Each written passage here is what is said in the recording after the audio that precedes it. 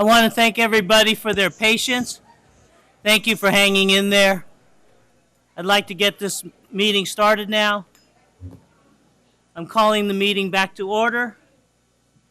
And before, do we have a student?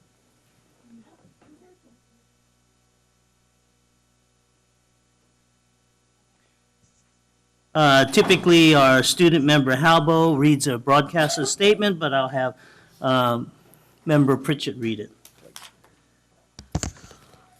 This meeting of the Sacramento City School Board is being recorded in its entirety and will be cablecast on Metro Cable 14, the local government affairs channel on Comcast, Consolidated Communications, and AT&T U-verse.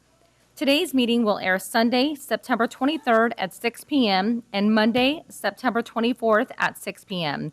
and webcast at www.sacmetrocable.tv. We welcome members of the audience to address the board.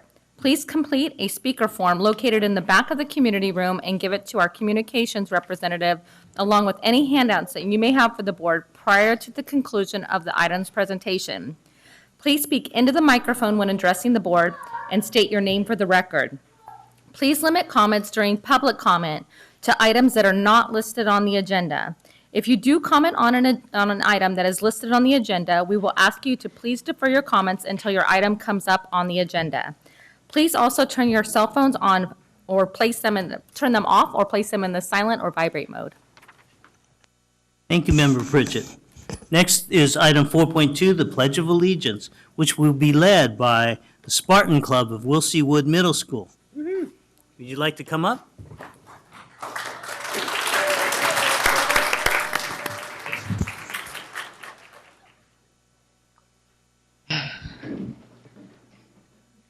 Can everyone please stand? Put your right hand over your heart and begin. I pledge allegiance to the flag of the United States of America and to the republic for which it stands, one nation, under God, indivisible, for liberty and justice for all. Stay there for a moment. Do you have something to read? Yep. Go ahead. Do you want to introduce us? Second Vice President Minnick has a statement, and then he will be presenting certificates. All right. Hello, Spartan Club. How you doing? Good. Awesome. All right. So I'm going to take just a couple minutes here and talk a little bit about the Wilsey Wood Middle School Spartan Club. And you'll see some photos behind me as we go. The Spartan Club encourages students to become involved with their communities. Through STEM-based activities, that's science, technology, engineering, and math, students learn to assess the needs of both school and home communities and devise solutions. Last school year, they decided to work on their school community by looking into campus wildlife. They researched what type of habitat was best for the sparrow population and then built 12 new homes for them. They planted a garden and flowers for hummingbirds and bees. And they connected with the Morrison Creek Revitalization Project. This is how I got a chance to work with them. Morrison Creek runs through our neighborhoods around Wilsey Wood and is in poor shape and fenced off and not really usable to the community. So the project is looking at ways to fix it up and create open spaces for community members to use. So they have learned the needs of the project, integrating both the community needs and the needs of the creek habitat. They've started community outreach through a social media campaign. They created and presented PowerPoint presentation to all Wilsey Wood science classes. They were involved in a creek cleanup and visioning process. And then last Saturday, I got to join them and others to tour Morrison Creek and then also visit some other creeks, like one out in Winters, that have done similar kind of revitalization efforts so they can start thinking of ideas of how we can make this creek awesome for our neighborhood. So they are doing an amazing amount of work. I am really proud of the Wilsey Wood Spartan Club. So thank you.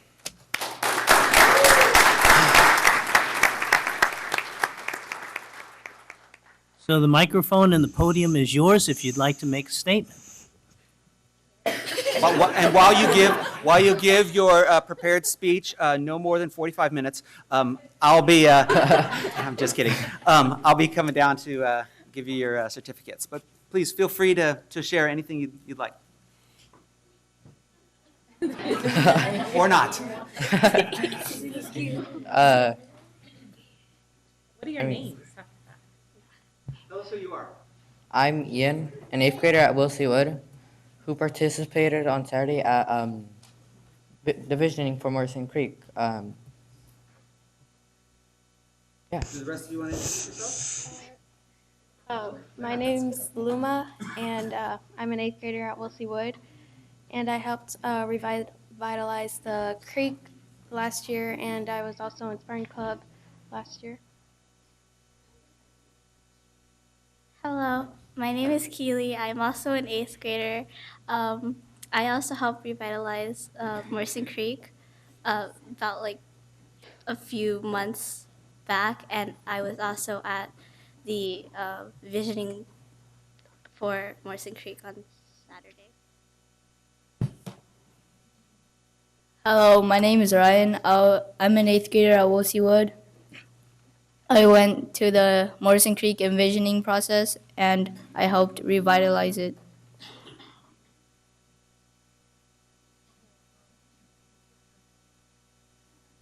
My name is Yan Hao, and I'm also an 8th grader that helped for Morrison Creek last Saturday. Anybody else? This- Would somebody like to tell us, everybody, how you came up with the idea for the project? You had the most experience. I'm going to photobomb you guys if you guys don't come up with something. We'll do it anyway. So what we did, we had a bunch of students come together and say what they'd want to see at in their community, and we had like these maps, and we put whatever we wanted on there. So like if we wanted to put benches and stuff, we would just put a sticky note and write benches and put it wherever we wanted it or whatever we wanted on that area. Excellent. Is there anybody else? There's a picture of that happening right there. So I have a question. Yes.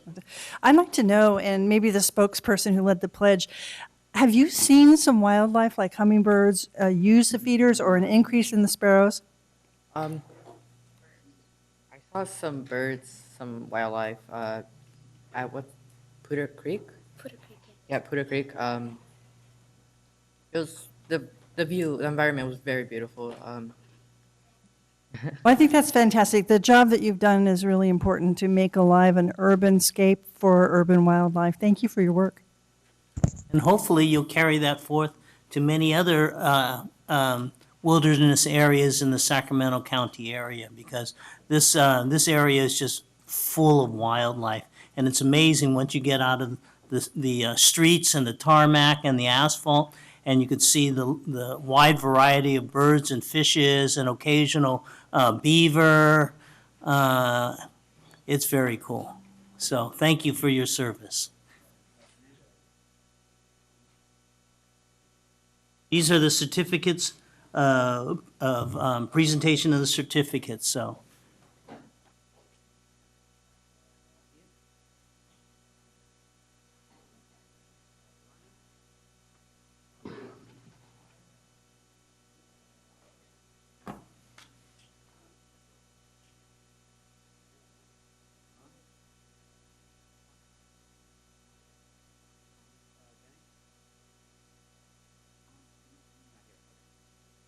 We'll hold on to that one.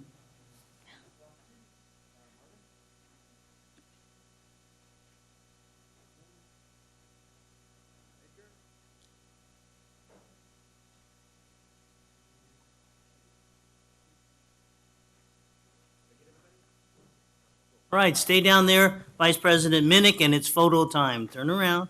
We're gonna come down. You guys can hold up. You guys can open up your. Wait for Superintendent to join. Get Superintendent I go out down. Here we go. We're gonna get photobombed by Vice President Williams.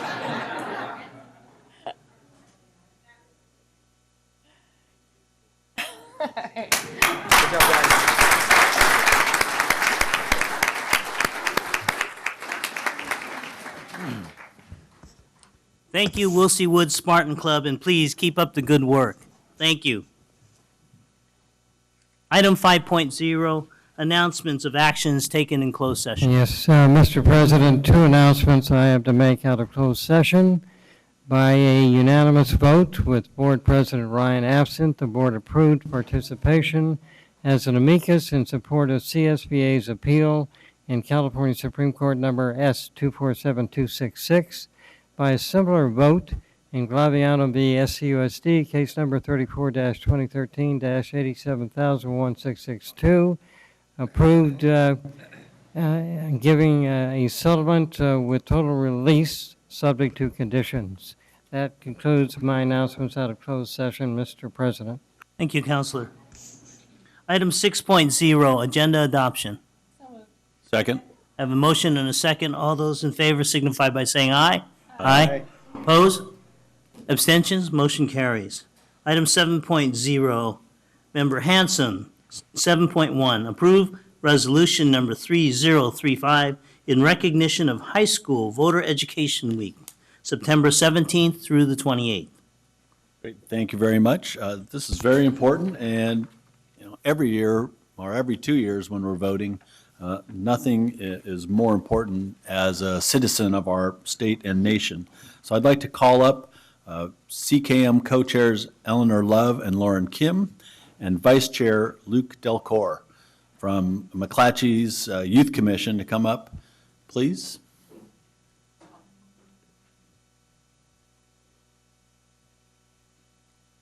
Great. Thank you very much for joining us today. As some folks in the audience might know, a law was changed a year or so ago that allows 16 and 17-year-olds to register to vote. You still have to wait till you're 18 to vote, but you can pre-register now. So it's an opportunity for our young adults to be, our young citizens to be, to learn about how important it is to participate in probably one of our most fundamental duties as a citizen, and that's voting. And we want to recognize and commend the great work that's happening at McClatchy and other of our schools, and give an opportunity to all of you to tell us a little bit about the work that you're doing there at McClatchy. Good evening. I'm Eleanor Love, and I'm part of the Sacramento County Youth Commission. Thank you for having us tonight, and thank you for considering a resolution to recognize high school voter education weeks. This is an incredibly important issue for teens in Sacramento County, as you just mentioned. I proposed our commission's voter pre-registration project at the start of the summer, and I'm also co-chair of that project. I've been working with Mr. Nathaniel Browning, as well as Mr. Alex Berrios and Mr. Strother, to improve the way your district informs and encourages students regarding pre-registration. I've also been in contact with the Elk Grove and San Juan Unified School Districts in addition to yours. In working with your district, I suggested different ideas to inform and encourage students. Mr. Berrios agreed to include information that we provided about pre-registration in one of the e-connection editions. We also gave him a video we made talking about the importance of pre-registration and a letter that could be sent to parents and students about pre-registration, as well as other links that might be useful. My co-chair, Lauren Kim, will now speak. Good evening. My name is Lauren Kim, and I'm the co-chair of the Voter Pre-Registration Project. I'm on the Sacramento Public Library System-Wide Teen Advisory Board, as well as the South Natomas Branch Teen Advisory Board, which caters to the needs of teens in the library communities in the Sacramento area. And I was the one who proposed establishing a connection with the Sacramento County Youth Commission. So currently, we'll be working with them to encourage pre-registration during the upcoming gubernatorial elections. And SEYC will be partnering with the teen advisory boards at all the library branches in Sacramento, setting up pre-registration booths at all the library polls to raise awareness. And we'll be also doing more volunteer work at the branches. And then additionally, we attended National Night Out in Oak Park, which is a countrywide event celebrating community police relationships. We encourage pre-registration and pre-registered teens at that event, and we're going to be continuing to attend more of these outreach events in the future as well. And I'd like to now invite our Vice Chair of the Sacramento County Youth Commission, Luke Delcor, to speak. Thank you. Hello, everyone. My name is Luke Delcor. and I'm the Vice Chair of the Sacramento County Youth Commission. I'm also a member of the Voter Pre-Registration Project Subcommittee. So our goal as the Sacramento County Youth Commission is to represent the teens in Sacramento County, and our job is to help improve the issues that teens face in our area. And, well, the point I'd like to make is that voting in general is obviously extremely important, and our job is to increase, here's what I'd like to say. The 18 to 24-year-old age group is consistently underrepresented in every election, and pre-registration is one of the quickest and easiest steps that a 16 or 17-year-old can take to be prepared to vote. And they're far more likely to vote if they pre-register when they're 16 or 17 years old. When we did our research in the beginning of the summer, we found that roughly 10% of eligible teens were actually pre-registered to vote, which is a rather low percentage. And it's clearly something that not enough people know about. So it's an important action that teens can take to contribute to their community. Our overall goal is to raise awareness about pre-registration, both among teens and among their parents, to help increase the number of young people who pre-register and vote. We hope you find our materials useful, and we appreciate your time. Thank you. Thank you. I'll just say it's very important, the work that you're doing there. Nothing's more vital to our democracy than having an informed citizenry, and it's never been more important for all of you to be involved. So it's great that the Sacramento County Youth Commission's doing that work, and our students here in our district are help leading the charge. So I don't know if anyone else has any comments, but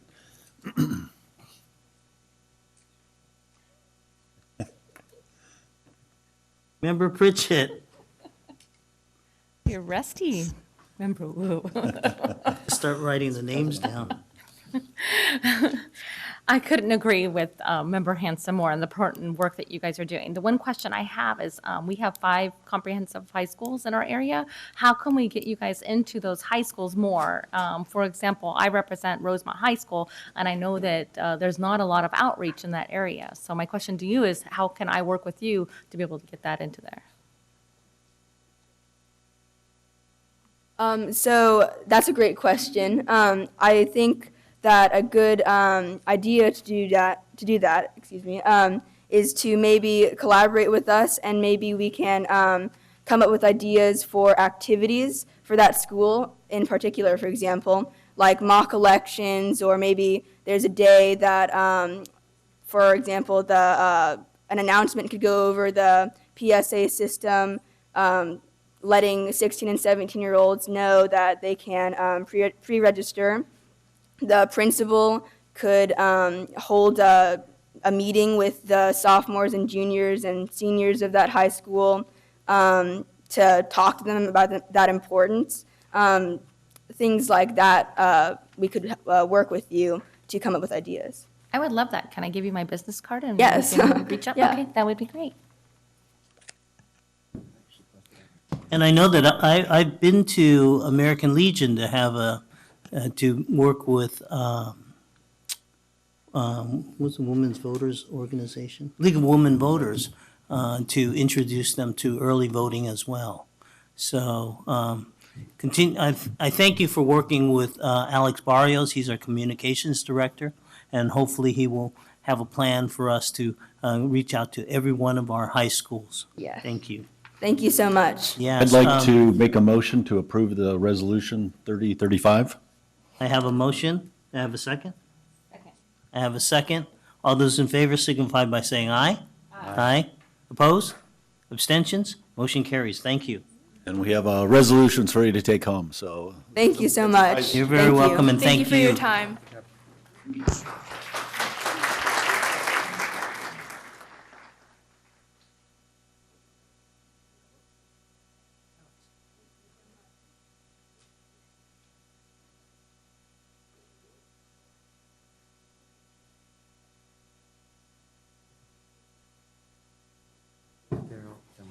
Do I get to stand up?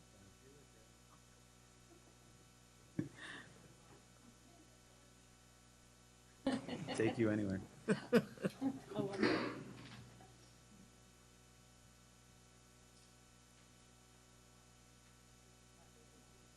Thank you very much.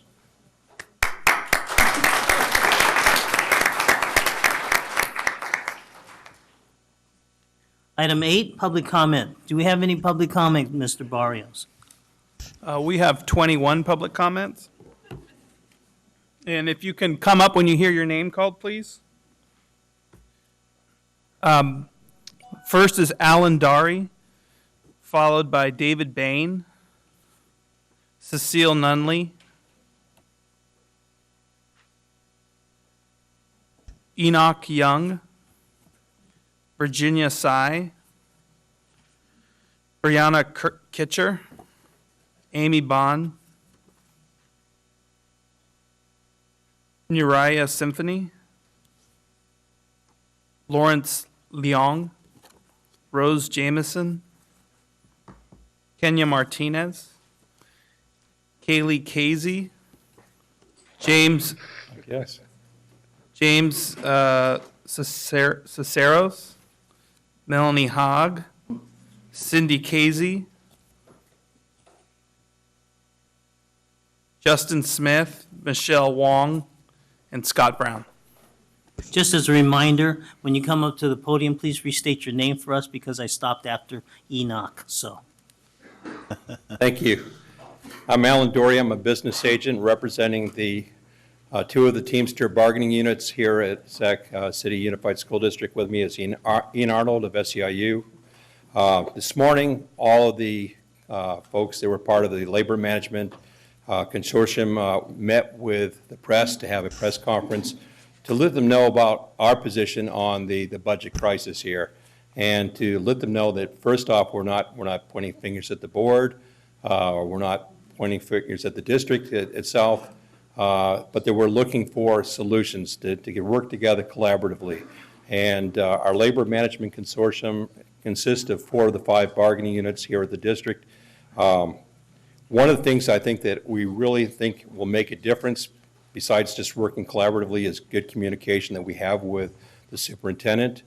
And I think we're pretty delighted to hear that he's looking at the structural foundation of this issue, because we can't just keep putting on a Band-Aid and every year or 2 or 3 we have another $20 million deficit. So the idea of actually looking at all these things that are great programs in most cases, if not all cases, that are funded with one-time money but costing us ongoing money, that doesn't work. So if we're going to keep those programs, any or all of them, we need to find a way to fund them where everything that's actually promised is promised. That way the students can know what they can count on, the parents, the community can know what they can count on, the bargaining units can count on this district. And anyhow, we're very happy that the superintendent has tried to take care of this issue as a structural issue and really take care of the structural deficiencies. And you can count on us to continue to work with the district in a collaborative manner. Thank you. Thank you, Mr. Dorian. If I could just Mr. add, Arnold. our primary goal is to make sure the district succeeds, because if the district doesn't succeed, then we've all failed. And then as far as the last presentation went, SEIU is happy to help set up tabling if we need to start registering voters at high schools. Thanks. Thank you, Ian.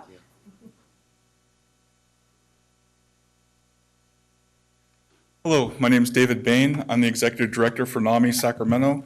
It's the local affiliate for the National Alliance on Mental Illness, and we help people who are living with mental illness and the family members of people with mental illness.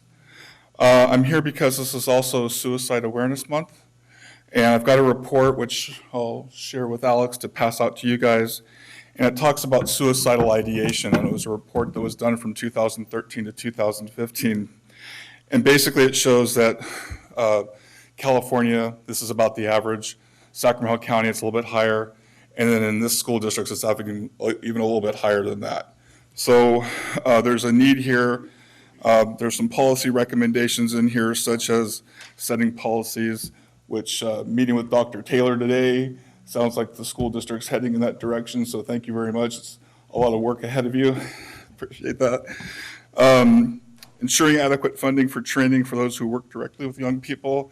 And that's not going to be just teachers, but also counselors, janitors, lunch people from all levels to set a culturally competent work area, because kids need that even for their mental health issues or their family mental health issues. So thank you very much. Thank you.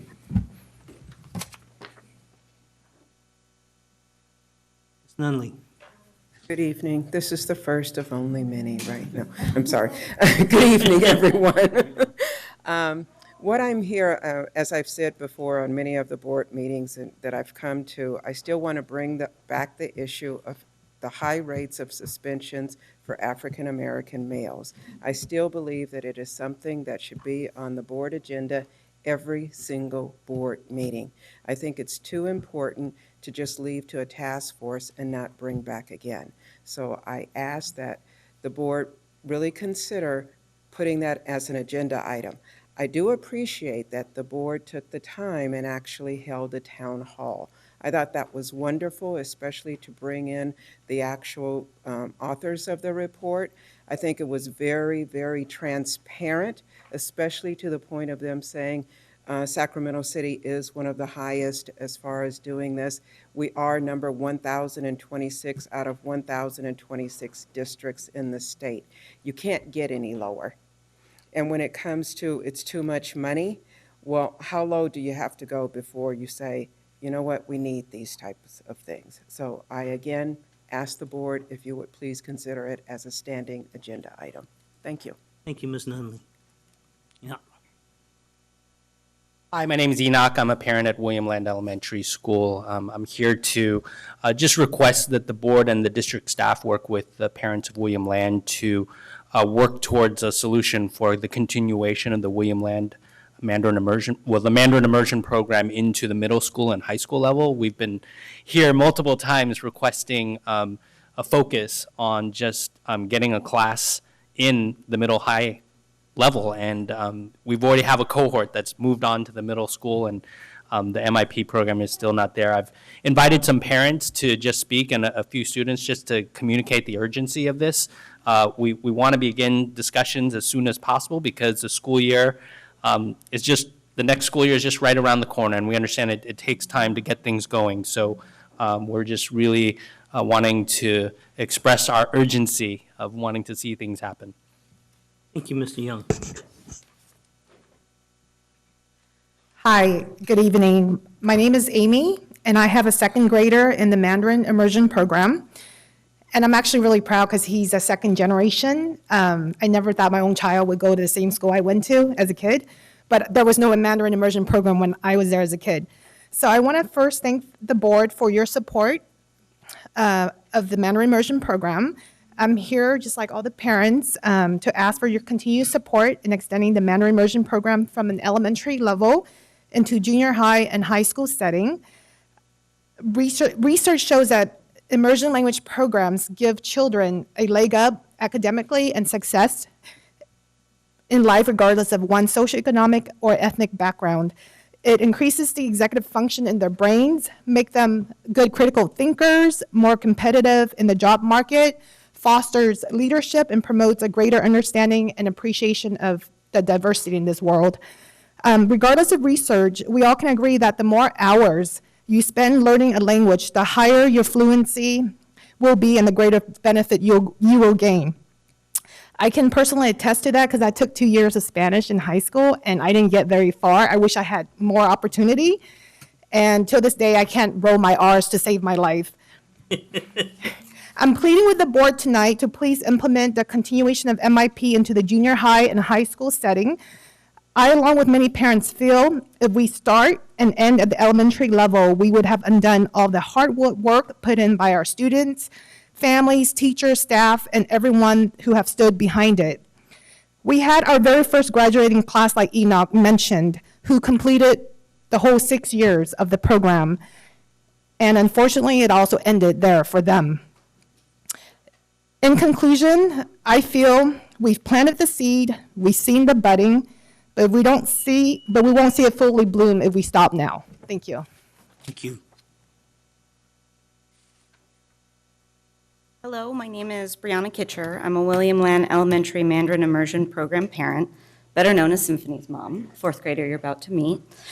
Watching my daughter learn this beautiful and difficult language has been wonderful. She beams with pride and self-worth when native Chinese speakers' jaws drop, hearing her speak nearly flawlessly, a language they don't expect to come from a little girl with blonde hair and big blue eyes. She has worked very hard over the past 5 years to succeed in her Mandarin studies. She knows being able to speak the #1 language of business will bring her many opportunities. Language, like many learned skills, must be used and practiced regularly to keep the ability.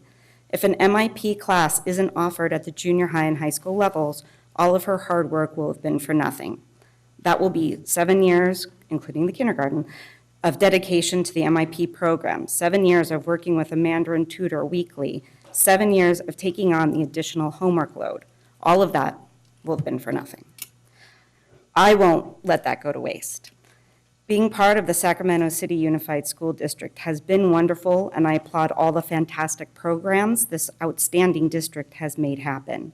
Our family wants nothing more than to see our child be part of it until she's off to college. However, we'll have no choice but to transfer if she can't continue with her Mandarin here. This year will be the second graduating class, as mentioned before, for our program, and they are moving on to middle school next September, and there still is nothing available at our feeder junior highs, Southern California Middle. I'm here to plead for the continuation of the MIP class and to get it now. Thank you for your time.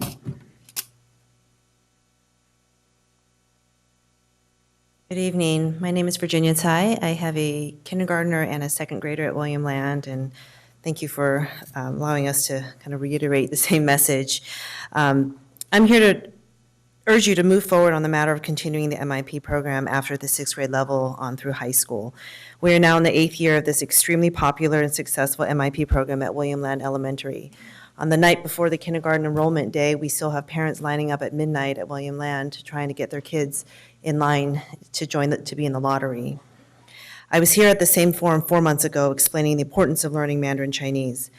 Last year, the inaugural class graduated, and it is amazing how much Mandarin they learned and their oral fluency. It's a real loss that that class did not have the opportunity to continue their Mandarin education through the Sacramento Public Schools. It is an unfulfilled promise that we gave them. I encourage you not to make this loss greater. The principal, Ms. Lee Carlson, and all the teachers and staff at William Land have worked so diligently to develop and improve the MIP curriculum. The students have enjoyed learning the language, and they're very, very successful. The vast majority of the students and parents wish to be able to continue their education at a higher level, and they support this endeavor. Our vision is to have our students become global leaders, and learning Mandarin Chinese is an integral part of this. To have the Mandarin immersion program stop at 6th grade, we're cutting short our commitment to truly advance their language skills. If we extend it, we can enable them to improve their Mandarin to the point where they can use it under a professional context. The language centers are still developing, and by stopping at 6th grade, we leave a very large unsatisfied gap in their education. I don't want to see the time and devotion of Principal Lee, the teachers and staff, and the students not be able to fulfill their full potential. So I feel the time is now to form that task force in order to prepare for this class graduating this year. Thank you. Thank you. Good evening, board members. My name is Larry Luong, and I too am a William Land Mandarin immersion parent. I have 2 children, a 3rd grader and a 5th grader in the program, and I've seen firsthand the benefits of what is essentially an accelerated learning program. You have children who are trying to master Mandarin, most of them this being their second language. This is not, it doesn't come natural for most of the children in there. They are required to do all of this Mandarin language training while taking on all of the math and language arts courses that are given to normal students. And so essentially you're having a group of students who are now trained in an accelerated program who will be taking that into the next stage of their academic careers.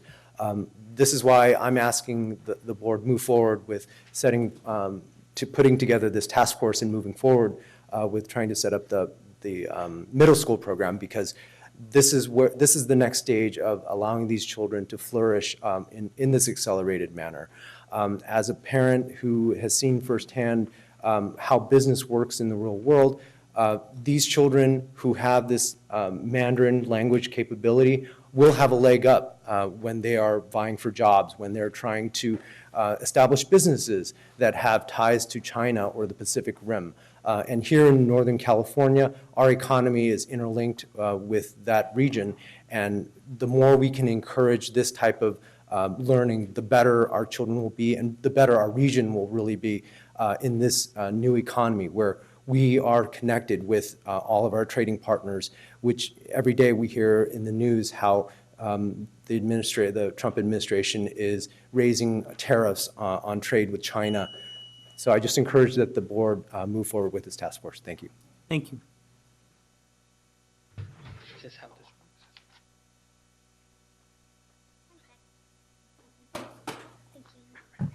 Hello, my name is Symphony, and I'm a student at William Land Elementary. 你好，大家，我是艾月云，我在一个同学在威廉小学。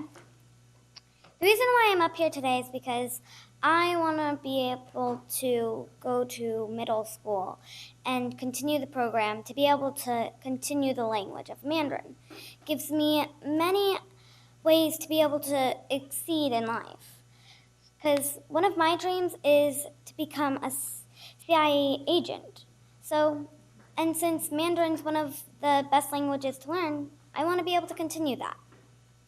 Thank you. Thank you.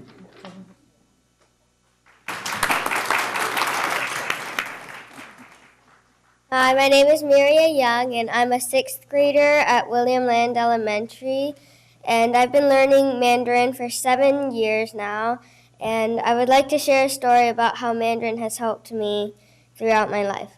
So, me and my family took a trip to Taiwan, and we were ordering street food at the market.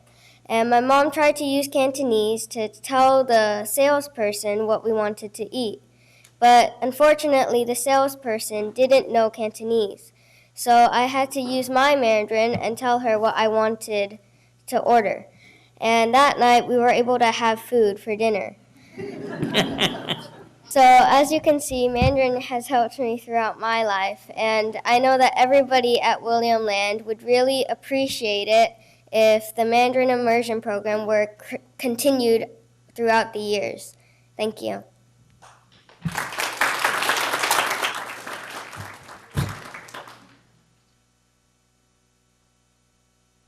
Hi, good evening. My name is Rose Elliott. I'm a parent from John F. Kennedy High School. And first, I just want to say thank you to you all for doing what you do and being here month after month and serving our community and our schools.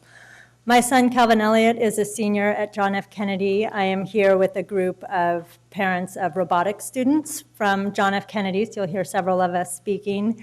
And we're here to advocate for funding for a program that has existed at Kennedy for a number of years, the robotics program. Kennedy serves every socioeconomic group in our community, a wide diversity of students, a wide variety of abilities. What I would like you to keep in mind in terms of funding programs like robotics is these programs keep our kids engaged in school. They inspire our kids to come to school day in and day out for the 4 years that they're going to high school and help them see how they can succeed in life. My son wants to be a mechanical engineer. He's applying to colleges now. I have seen a new spark of life in him as he has joined the program this year for the first time. So please do consider Mr. Green is a great instructor who inspires kids throughout the program. It doesn't matter where they come from and how engaged their parents are. We are lucky to have a large number of parents who are willing to do the fundraising, but we can't pay for that after-school salary for Mr. Green. So please do consider refunding this program even beyond our tenure in the program. Thank you very much. Thank you. Hello, I'm Cindy Kazee. Thank you, Superintendent Aguilar and Board, for allowing us to speak in front of you. I am representing the Kennedy robotic parents from Kennedy. We were here a few months ago to be recognized by your board with the SES for our achievement in going to the World Championships for robotics. I'm a small business owner. I'm a parent. I have a graduate and a senior at Kennedy. I'm a team sponsor. I'm the team manager. We, along with SES and Rosemont, have represented the school district on the international stage for robotics. We've had a number of achievements. This is Kennedy's 9th year in the program, yet each year we struggle for funding. And when we talk about funding, there are two sides of it. One is compensation for the instructors that my colleague so eloquently spoke about. We can't apply for grants. Grants don't fund salaries.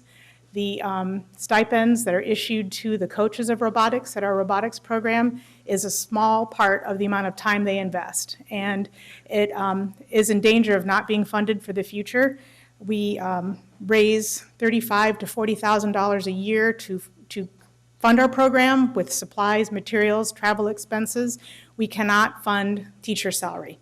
It's time to recognize the program for the contribution it makes for both the participants and for the representation that we put forward on a worldwide stage, and to recognize the importance of STEM funding and make it a permanent line item on your budget for funding compensation for the instructors for robotics.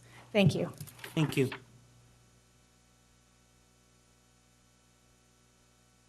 Good evening, board members. My name is Kaylee Kazee. I am her senior that goes to Kennedy. I'm here on behalf of the students of the Kennedy Robotics. I want to tell you why we love what we do and what makes it important. I will tell you right now that this past season we put over 14,000 hours, student hours in total. That does not count any of our competitions. We put the work in both now and during our season. The reason I'm the only student here is because all the students are back at the shop training for the next competition season. And we typically stay there till around 10 o'clock at night on weekdays and come in on Saturdays to work on our robot. And it's not just like Lego robotics, it's real full-fledged machine shop robotics. We run our shop at a level that professionals run it. And it's all run by students. I myself, this past couple of months, have learned to run lathing machines. It's something that I as a senior have never done before, but I'm still here learning from this program. And I would love to invite any of you to come see our shop and see what we do, because we have professionals who come in and they're amazed by what we as students work to achieve. And it's something that we are all very proud of to be working in. And then even after robotics, all of our graduated seniors and alumni go on to colleges, go on to being engineers. We have people in mechanical engineering, materials engineering, people at Cal Poly SLO. We have someone who's majoring in aerospace engineering at Stanford on a full ride who graduated 2 years ago. And that kind of thing, this stuff that we do affects us our entire lives and increases the amount of people who go into STEM. We have people who come to Kennedy specifically for our robotics team. And that isn't just for us, this is for all of the other schools in our district that do robotics related stuff. So it's very important to us and the students around us. So thank you for your time. Thank you. Hi, my name is Melanie Hagee, and my son is an 11th grader at Kennedy. And I really didn't prepare anything to say other than Kennedy Robotics is the jewel in the crown of the STEM program, and it's what gets my son out of bed every day. So please consider it when you are funding programs. It is very important. Thank you. Thank you. Good evening. My name is Michelle Wong. I am a parent of a student at the robotics program. This past 3 years since my daughter's been in the program, I have seen amazing changes in her. In the beginning, she was supposed to go to West Campus, and when she convinced me to let her come to Kennedy because of the robotics program. At first, I was, in doubt. But when I visited the campus and saw all the machineries and the students working late at night, even into 10 o'clock, I was impressed. So I am so glad that I got her into this program. She is a senior now, and she's going to be going for mechanical engineering in college. So I think, as a state capital, a city of the capital of California, the Sacramento should be leading in these kind of high-tech training programs. The only way that we can is to provide a permanent funding for the teacher. And Mr. Green is amazing. Who would give above and beyond time, like 5-6 hours a day, or even into evenings, weekends, to train up the students, to give them such practical skills in life. So, thank you. Thank you.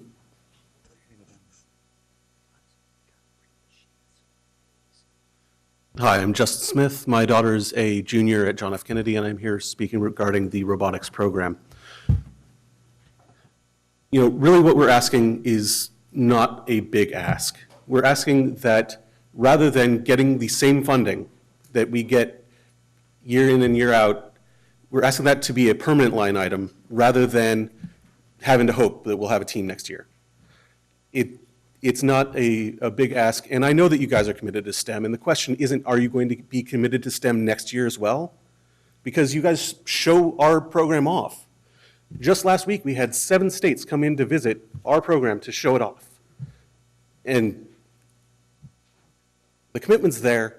I'd just like to see a recognition so that we know that we'll have a team next year. Thank you. Thank you, Mr. Smith. Good evening. My name is Scott Brown. I'm also a parent with a kid at Kennedy Robotics. I think I'm the last one you have to listen to this evening. I'm not going to repeat what has been said, but I did want to recognize, the level of effort our students do put in is typically 30 to 40 hours a week during competition season, starting in January. We do raise a significant amount of funds outside what the district and the local site supports, and they've been great.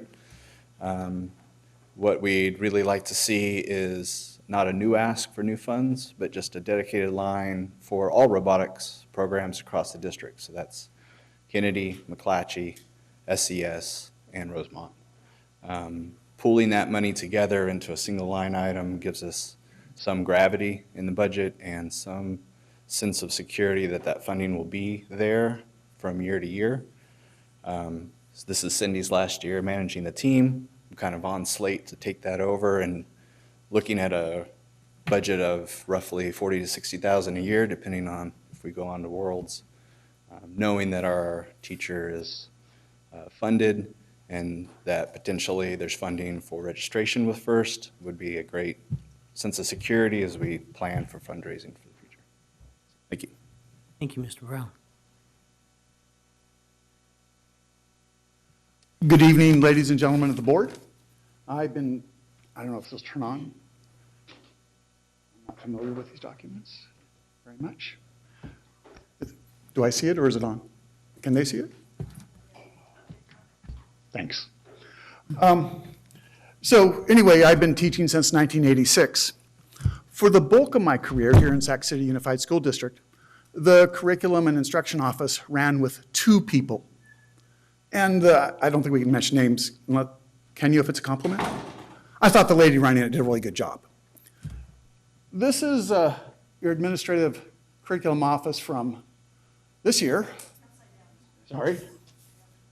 And you've got 25 employees.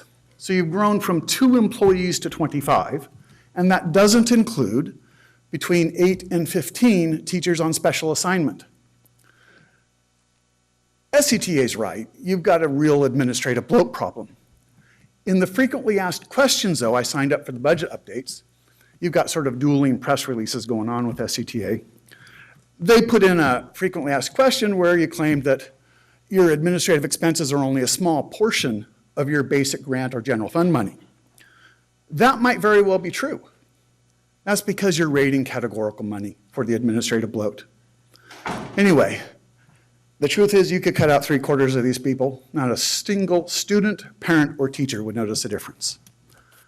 Take a look at your administrative levels. Thank you very much.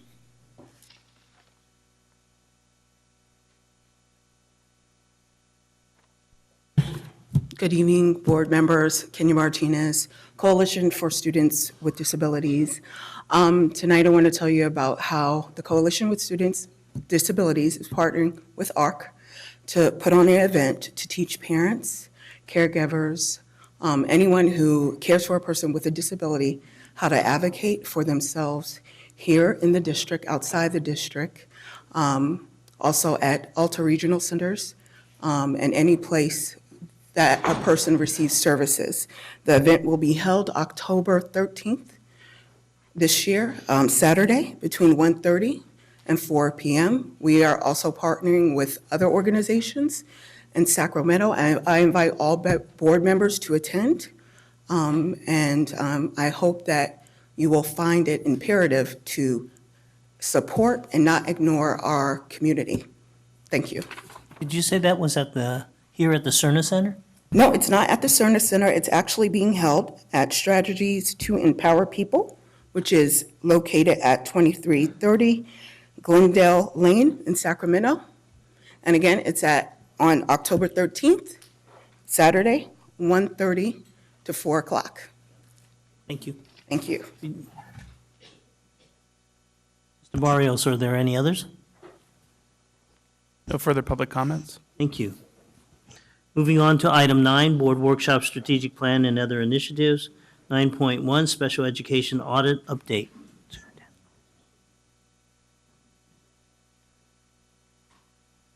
Mr. Wu, President Sitting Wu, I just had a quick comment before folks come up, just based on the public comment. I really appreciated the folks coming from William Land Elementary School and talking about the Mandarin Immersion Program. I think it is incumbent on the district for us to come up with to look at that situation. It's been some time now for us to look at the immersion programs, and I'd like to recommend that we have a discussion just at the administrative level about that and have further discussion. So I just wanted to thank them for taking the time to show up today. Thank you. Similarly, I'd like to have a similar discussion on the robotics program, but that's for further future discussion. Thank you. Member Wu, if I can just make an opening comment here before Dr. Taylor starts with her presentation updating our community on the work that has taken place since our last presentation to the board on this very important topic. I want to just thank everyone that is here on this agenda item, certainly because I want to just remind our community that the guiding principle that I brought to the district focused on equity, access, and social justice calls very explicitly that all students should have and will have an equal opportunity to graduate with the greatest number of post-secondary choices from the widest array of options. And I'm often struck at the venues that I'm at where people wonder what the all means in that statement. And what I find is that it's because we sometimes don't have high expectations for all of our students that I get those kinds of questions. And let me be very clear that when I mean all students, that includes every one of our students, including our students with special needs.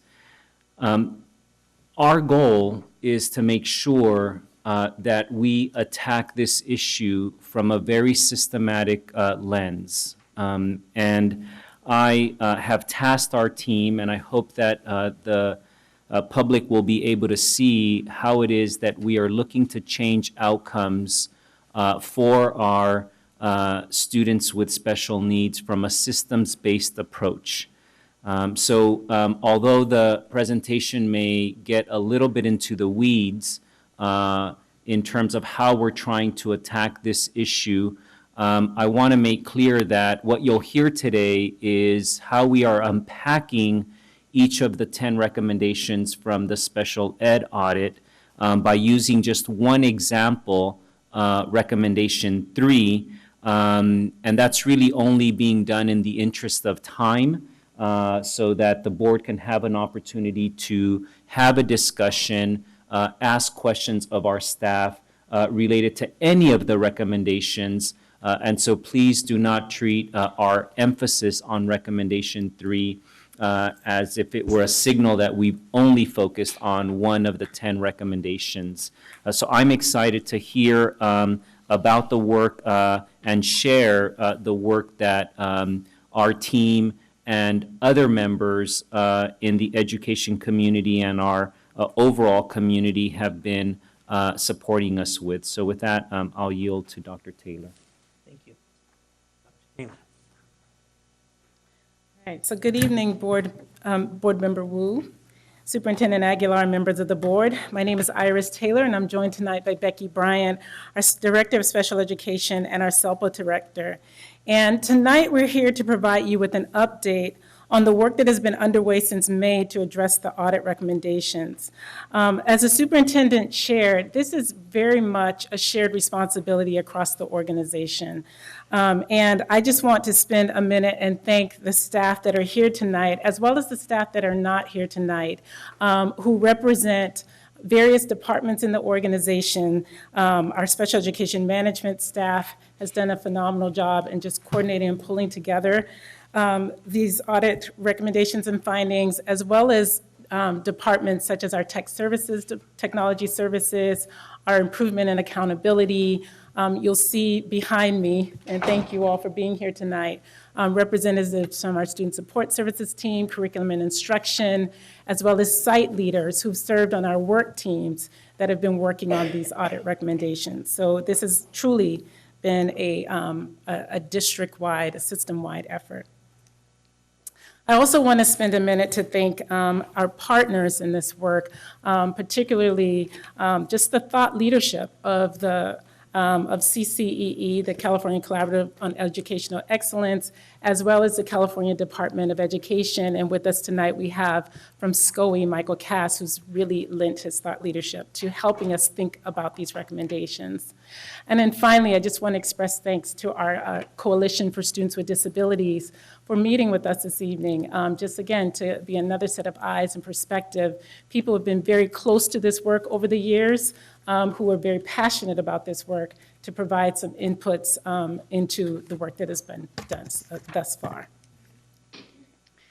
So to start us, we always want to ground our work within our core value and our guiding principle. And you know, this is one of those places where, to hold true, you know, this is systems work, right? And the inequities that we see for our students with disabilities is really grounded in the way that our system is designed. And so for our students to really see and actualize the guiding principle, our students with disabilities, then it really is requiring a system redesign, and that's what the work has been. So just to give you kind of an overview of tonight's presentation, we're going to start with just very quickly a brief review and overview of the Council of the Great City Schools audit, and spend some time talking about what we've been doing to move the work between May and now, what accomplishments have been achieved. We'll then share with you the theory of action framework that we have used to analyze just the current reality of the system, what's getting in the way, and what we need to do to move the work forward. And as Superintendent Aguilar shared, we're going to do that through recommendation 3 as an example. Okay. We'll share with you some lessons learned, and then we'll end with next steps. So what we have been doing since May and June to move the work. First, if you'll recall, when we ended the meeting in May, shortly thereafter, Superintendent Aguilar convened a special education work team. Again, this cross-functional group of people to begin tackling these recommendations. Though that work team, though, has expanded beyond the special education work group or work team, and now includes the 6 that you see up here. So we have a multi-tiered system of supports work team, school climate, suspension and chronic absenteeism, a single plan for student achievement, that's what the SPSAA stands for, grade level readiness, and our specialty programs work teams. Another key advancement has been the development of an early indicator system. This is essentially an early warning system where we're able to look at who are our students who are most at risk in the areas of attendance, behavior, and academic performance, so that we can have cross-functional teams that are working to design interventions, logging those interventions, and then tracking students as response to those interventions. And that's going to be piloted in some of our schools, specifically around chronic absenteeism this school year. We provided professional learning to over 1,000 teachers, elementary teachers and 312 secondary teachers through our ELA and ELD adoption with the lens and focus on the implementation of universal design for learning as a part of a core component of that curriculum. We've also adopted instructional materials for classes that serve our students with moderate to severe disabilities, again, as supplemental resources to help them access the ELA, ELD curriculum. Within the Council of the Great City Schools audit, there was a strong, I think in every single recommendation, there was a call out for the need for standardized work processes so that there's consistency and coherence in how people do their work. And so we have developed some standardized work processes within our Student Support Services Center, our school counseling, referrals, our emotionally disturbed assessment process, and our ERMS referrals and assessment process that we are using this year to help people understand what are the expectations for how those processes should occur. I think really key is the provision of professional learning to our site administrators in August. All mandatory professional learning for site leaders around the eligibility process, implementation of IEPs, monitoring and accountability for special education. And that will be a standing agenda item each month where students will engage in professional learning focused on meeting the needs of students with disabilities.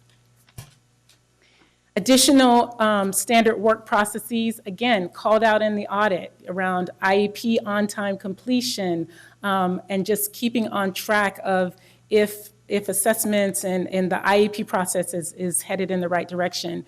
We were fortunate to work with our Technology Services Department to help us develop a notification system whereby staff will receive notification about where IEPs are in process, site leaders and our parents will receive notifications as information is received and where their IEPs or students' IEPs are in process. And then finally, the last thing that I'd like to highlight tonight is the reorganization of our special education department, where we've now created essentially teams within the department to be supportive of our instructional assistant superintendents and lined up according to the schools that they support, for again, more coordinated services. So within parentheses, you'll see that R.1, that's just telling you which recommendation from the audit that particular item falls underneath. Okay, so we're just very excited about the work that has been able to be accomplished thus far. So recommendation 3 is where we'll ground you tonight. And we're using this as an example of the type of depth of thinking and analysis that have gone into each one of these recommendations over the past few months. And so when we take a look at recommendation 3, what it calls out for is really like this vision and this push towards an inclusive education setting, a setting where our students with disabilities participate and learn together with our students without disabilities and receive the appropriate supports to make academic and social emotional progress. That's essentially what we're talking about.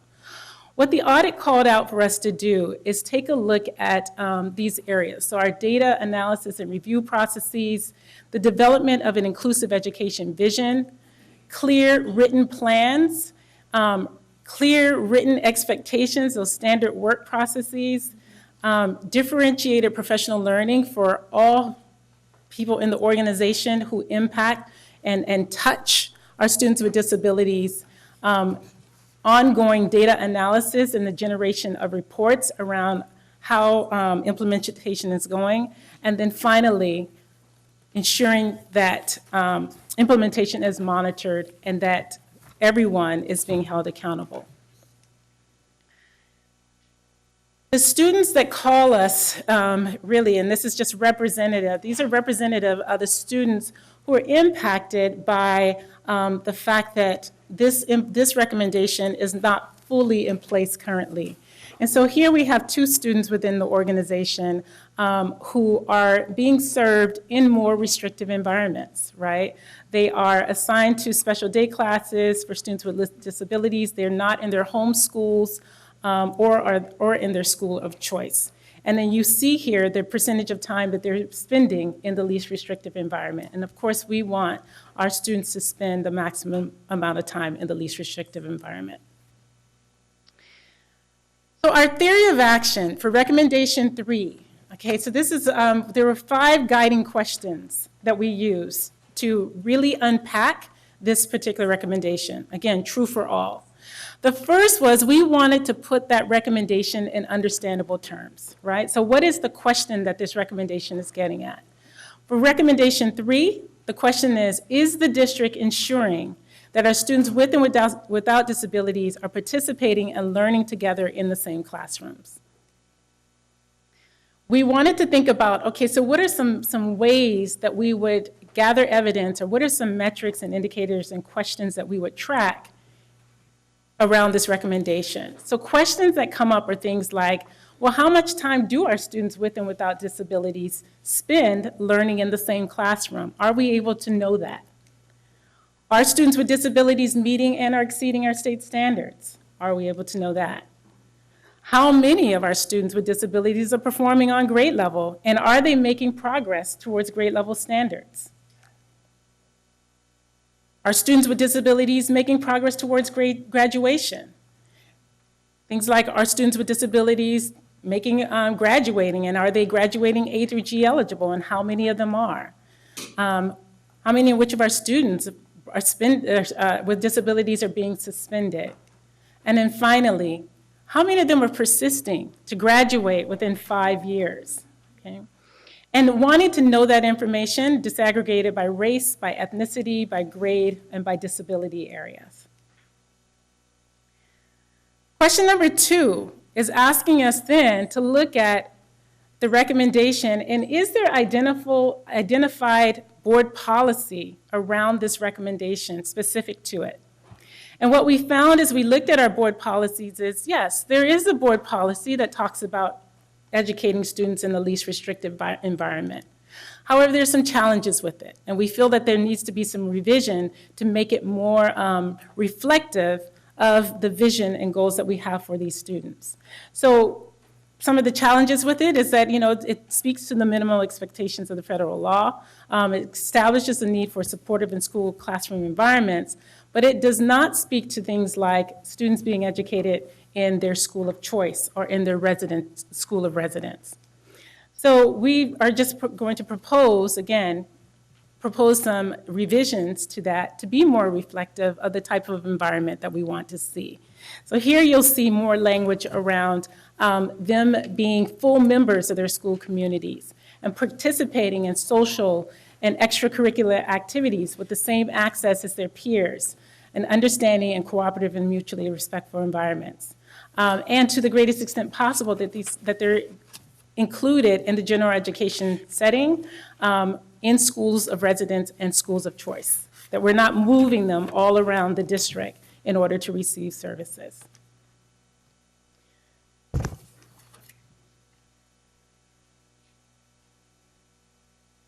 So Becky Bryant will come speak to you about the specific actions for this recommendation that the district has outlined in its implementation plan.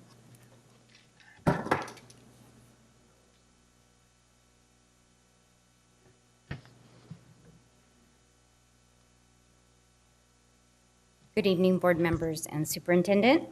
The next step in the theory of action is for us to determine if in our current status, current reality, if you will, are we able to find the information that we need to get the data to see if we are doing what we say that we're going to do, if we're making progress with our students.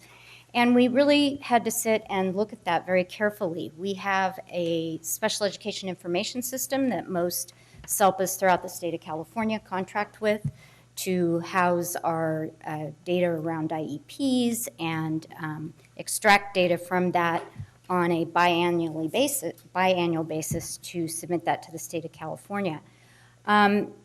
So when we're looking at things like how much time a student spends in general education, we can see that they spend a portion of their day there, but we don't know what for.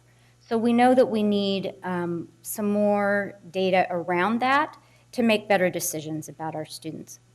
We also, we know that we need accountability measures also around implementing these recommendations. And finally, we know that we need written expectations for classroom instruction and protocols for assessing the implementation, and it needs to be updated. We have not monitored it as closely as we needed to. We haven't communicated those expectations to the site in a systematic manner, and those are some of the things that we are addressing this year. So the next part of the theory of action is if we don't have the things we need right now, what do we need to do? What steps are we taking or will we take to be able to answer the questions about whether or not our students have the opportunity to learn with students without disabilities? So we know that our current reality is not where we want to be, and we've developed actions that we're going to take and that we want in order to implement the recommendations of the council report. The following is kind of a graphic organizer for us. It's a calendar of steps that we are going to take in order to implement our recommendations. And so the first thing we're going to do is ask our school sites to collaborate with the instructional assistant superintendents to work with site leaders and staff to determine their site's capacity for moving towards either a learning center model or more inclusive settings for students with disabilities. We're going to use the sub-elements in the Performance and Targeted Action Index that have been developed specific to students with disabilities to analyze achievement and growth, such as grade level on-track readiness rate, grade level status growth, rate of suspensions, percent of time students spend in general education, and what they're doing while they're there. Students who, due to achievement, behavior, and attendance are in need of intervention. That is our early their EIIS system. And at the high school level, we want to track graduation on-track status, number and percent of students who are on track for A to G requirements, and then those students also who persist and go on to graduate with a high school diploma. We will establish expectations of what we will look for, and we'll expect to see on our school sites in the way that sites use differentiated instruction, universal design for learning, in lesson design, how our English learners students are served, and how related services are provided, just to name a few. And we're doing that in collaboration with the instructional assistant superintendents, and then we will be able to go on and determine what supports from district staff are needed to help school sites move the work forward.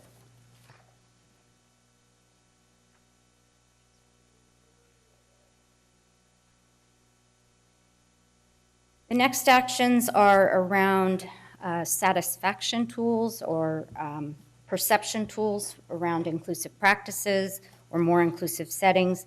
And we've used these in the past, but they have not been used consistently, or we've not always gotten the participation that we needed.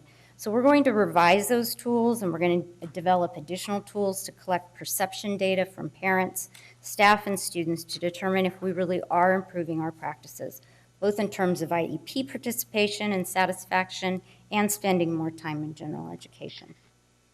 Finally, there's going to be a level of data review to analyze if we're doing what we said we were going to do, and if we've communicated our progress on a regular basis to our community.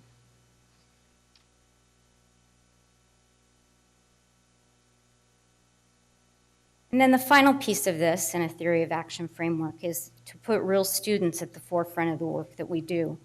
You'll see from this slide that both of these students receive special education services for mild to moderate disabilities in a special day class.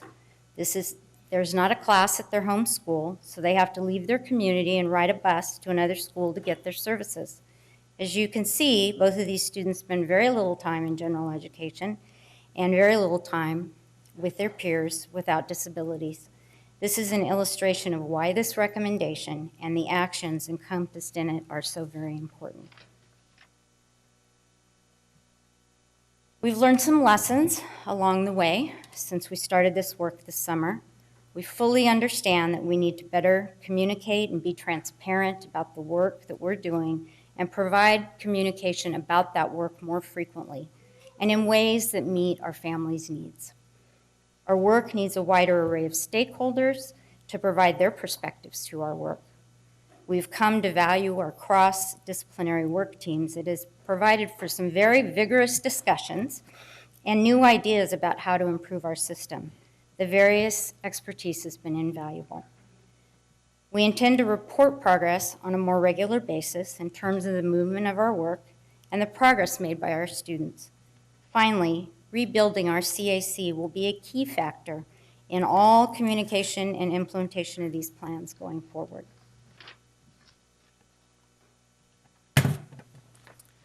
We'll just close with some next steps as we move the work forward. As Becky said, we're going to gather feedback and input about the theory of action. We really are presenting these to you as draft documents because we recognize the need to engage a wider array of stakeholders and providing inputs into the plans that we're sharing with you tonight. We want to identify key points in the school year where we come back on a regular basis to report to the board on our progress with these recommendations.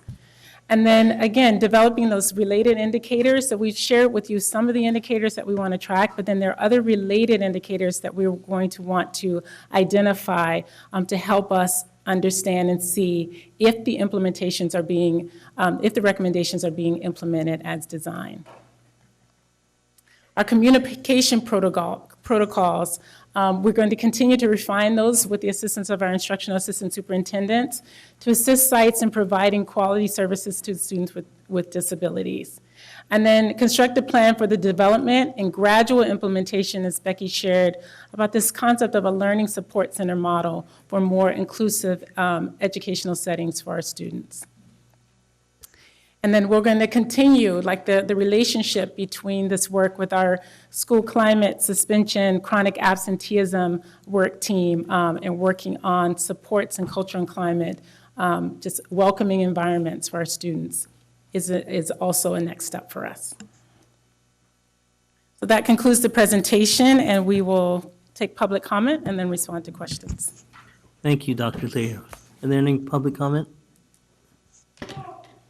Yes, we do. If you could come up in order when you hear your name, please. Grace Trujillo, followed by Renee Webster Hawkins, Angie Sutherland, Cecile Nunley, Mona Tawatow, John Perryman, Angel Garcia, and Joseph Berry.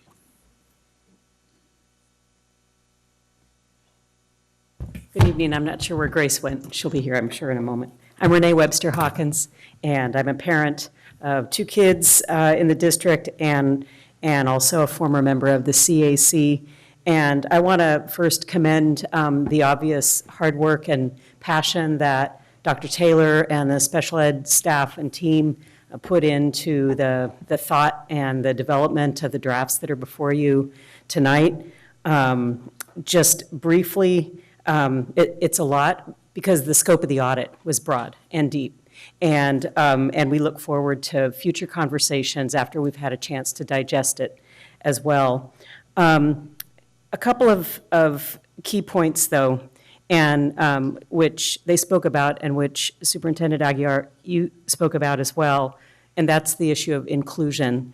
And buried deep in the audit on page 60, there's a common message, and this is one of their findings, and it says, the school system continues to fight the divide between special and general education with no clear single message to reinforce a collaborative approach to delivering instruction, enhancing teacher capacity, and meeting student needs. Obviously, that was before the district had the benefit of your leadership, Superintendent, but we know that divide still persists, and that is the ultimate challenge. And so in addition to all of the processes and frameworks that a lot of thought is being put into, we care about the students and what's affecting them. In the 18 months since we had the audit, I can't even begin to think about the students that have dropped out, the students that have been harmed due to the lack of action.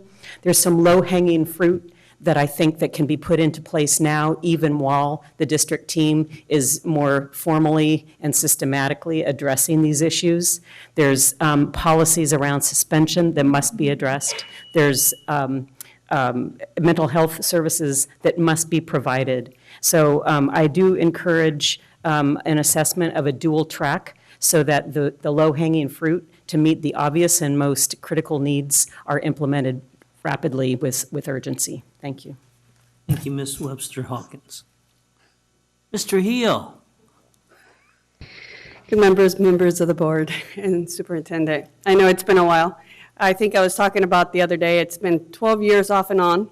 And obviously, first I have to address the issues at home and preparing for the future. You know, I always tell people, I think we're ready for another recession, so I had to take care of all my financial needs and prepare for the next dip. But anyway, I'm really glad that one of the key things and the key factors of the audit, and thank you for sharing it with us and meeting with us today. I think as a group, as a coalition, we formed it to help and to make sure that the audits that were the recommendations were taken into account. Like Renee said, there's so many key points. The key thing here is working together. And I think I keep on talking, you know, we always talk about all these wonderful strategies and all these things we could implement, and we say we need money, but no. I think what we have is working together. That's the key thing. I think one thing we were going back and forth with Renee one time, we were talking about climate. And she said, Grace, hold on. We need to talk, what climate? There's a climate between kids and the climate between teachers, principals, and administration. You know, and I said, no, I'm talking about that climate. I'm not talking about the kids. That kid climate is completely different. That could be easily resolved. You know, it's so funny, my younger son, now he's going to Jesuit, and he went to Phoebe Hearst. Then after that, he went to St. Mary's, and now he's at Jesuit. He said, Mom, I could tell what you're talking about climate. You know, he could sense the climate between the different people. You know, when they truly is working together or truly not. And it's funny because in the private schools, as all my fellow members that have been in the district have gone to the private sector. And actually, it's cheaper to run a school in the private sector than it is public. But the key thing, I think what's lacking there, and it's working together, is the climate. Climate among the people is the teachers, administrators, and the people working together. Because with that in mind, doesn't matter what policies, procedures are in place, it doesn't work. So thank you.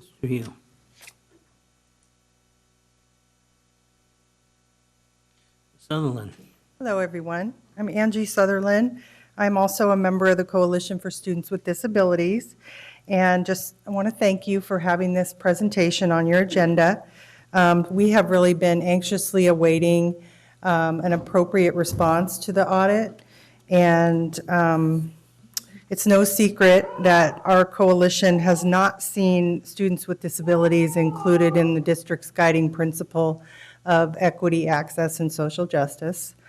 We need to make sure that all students see themselves in this principle, and all needs to mean all. So I appreciate what you said, Superintendent, tonight about that.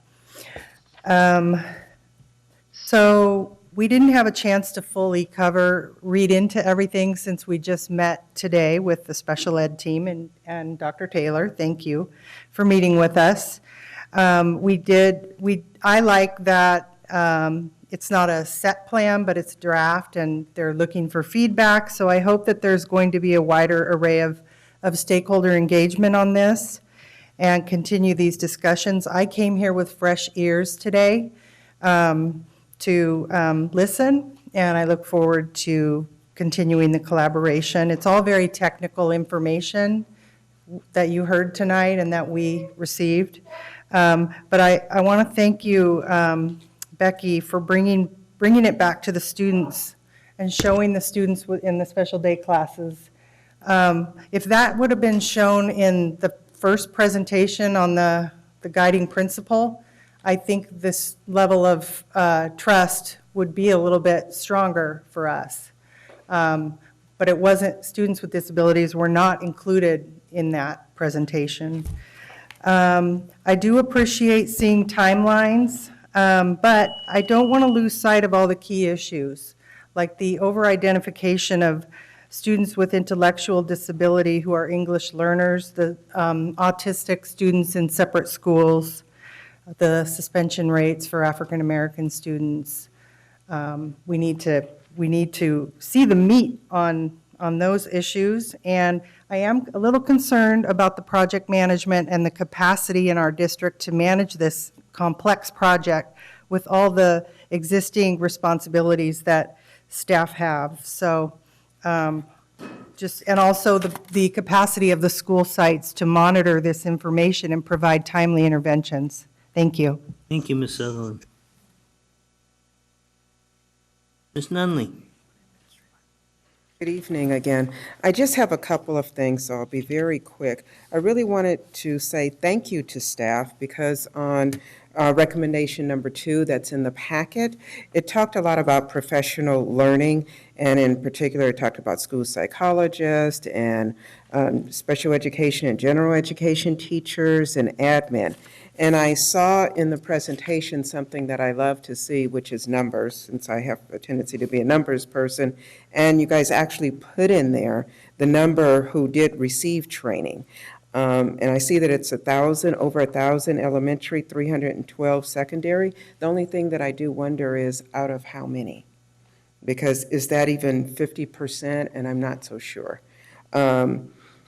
The other thing I didn't see in, it talked about professional learning for school psychologists. That doesn't mention that in here. Maybe it occurred, I just don't know.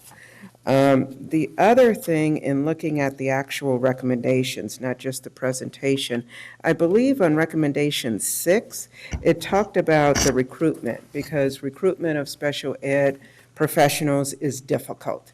And from what I understand, it's difficult for all districts. It's not just difficult for Sac City. So I kind of wondered, why did they talk about establishing a recruitment advisory committee? That just seemed to be another level that I'm not so sure would be effective if everybody is struggling with recruitment and we all try and be innovative. Is that just going to put more stress on staff to work with a committee when they could be spending their time really trying to do the recruitment? Because everybody is struggling with that recruitment. So those are just my thoughts. Thank you. Thank you, Ms. Nunley. Mr. Perryman. Good morning, ladies and gentlemen. I'm John Not Perryman. yet. Still the evening. Got more documents for you. So, again, does this turn on? Yeah, almost got it. All right.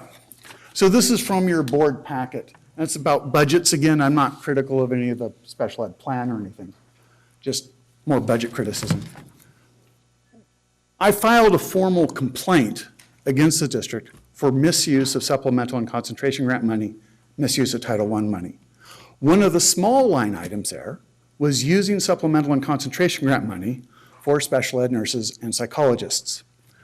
The district did not respond to the complaint within the 60-day deadline. So I guess I have to go to the CDE and ask them for direct intervention. Now, this is the complaint I feel the worst about. Spending money on special ed kids, it's not immoral, but it's probably illegal, I think.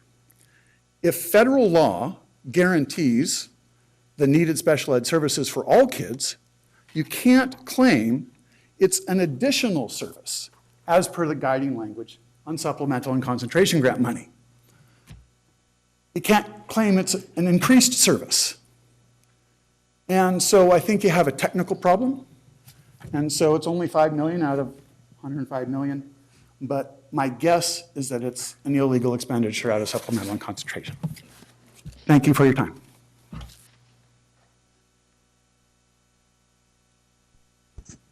Ms. Talatau. Good evening, board members and Superintendent Aguilar. My name is Mona Tautau. I am with the Western Center on Law and Poverty and join in the earlier comments of coalition members and others about the audit and the report this evening. I also want to say we appreciate the report by Dr. Taylor and Ms. Bryant and the materials that were shared on the website accompanying this agenda item. There are a number of questions we have about some of those, some of the data indicators, including how, for example, one of the special education operations sub-elements that talks about disproportionately identifying students who are disproportionately identified as having emotional disturbance, precisely how will that be determined? And I imagine that, those measures or that description criteria might be in other materials forthcoming or, that might not have been shared this evening for time purposes. But the one sort of overarching question that we have is regarding these new data indicators that the district will be using to monitor. Who will be responsible for doing that data monitoring, and will it be done at the school level or the district level? And really importantly, will the person who's doing that have the power to make interventions and make changes if the data shows that students are having problems? So that's one thing I didn't hear this evening and was not in the materials and would appreciate hearing about. Thank you. Thank you. Good evening, board members, superintendent. My name's Angel Garcia, and I am a parent and a member of the Coalition for Students with Disabilities. There was a lot discussed tonight. I'm not going to go into each recommendation. I'm going to talk about something that we talked about at our meeting earlier with Iris. So we know that change is going to take a long time, and we've waited a long time. My son's now 16, and he's been harmed in the meantime of this waiting. One of the things we talked about and Renee mentioned was low-hanging fruit to ensure that we're not, further harming students with disabilities as we plan. This is going to take a lot of planning time. One of the areas of focus in the conversation and in the audit was educationally related mental health services. In 2011, AB 114 changed the process by which students in special education receive mental health services. Previously, under AB 3632, county mental health departments provided these services. However, realignment under AB 114 required that all California school districts be solely responsible for ensuring that students with disabilities, as designated by their IEP, receive the mental health services necessary to benefit from the special ed program. There are three ways that districts can meet AB 114 requirement. The first is school districts can hire mental health professionals that are credentialed or licensed social workers, psychologists, and provide these services through those staff. School districts can also contract with community mental health agencies or other qualified professionals to provide these services. Or school districts can contract with county mental health departments to provide the services. So I'm not sure what the solution here is. Currently, the school district utilizes school social workers to provide educationally related mental health services, which is inappropriate. If the solution is and the goal is for the district to hire these school social workers to implement ERMs, there needs to be a lot of groundwork that needs to happen, including certifications and increasing subject matter expertise. There are two issues that I can really identify by this. So one, the district gets Medi-Cal reimbursement for ERM services for students who are receiving ERM services. And I'm sorry, I really need to continue just so you can understand what I'm saying. However, this service is not transparent in the district, accountable, or evidence-based by way a community or county-based service would be. I am an MSW. I primarily work in case management, career counseling, advocacy, policy, and legislation. That's my background. Even though I hold that degree, I've adhered to a code of ethics that would not allow me to just go into another job to implement ERMs. One of the things that we signed up for as social workers was competent. Social workers should provide services and represent themselves as competent only within the boundaries of their education, training, license, certification, consultation received. Social workers should provide services in substantive areas or use intervention techniques, approaches that are new to them only after engaging in appropriate study, training, and consultation. I can go on and on. But there are two areas. We're getting public dollars reimbursed for students, which a lot of our students have Medi-Cal, and we're utilizing school social workers to do that who are not effectively trained to implement a clinical service like ERMS. And this is coming from an MSW who is not able to implement ERMS myself. So please look at what you're doing, and while you're planning for this, the low-hanging fruit would say contract this out to applicable people, and then if the goal is to utilize school social workers, prepare them. Because you're setting them up for failure, and they're not adhering to the code of ethics that we utilize as social workers. Thank you. Thank you, Ms. Garcia. We have a comment from Mr. Barry, and then one more public comment from Nikki Malevsky. Okay. Hello, board. My name is Joseph Barry. Just quick, I won't be long.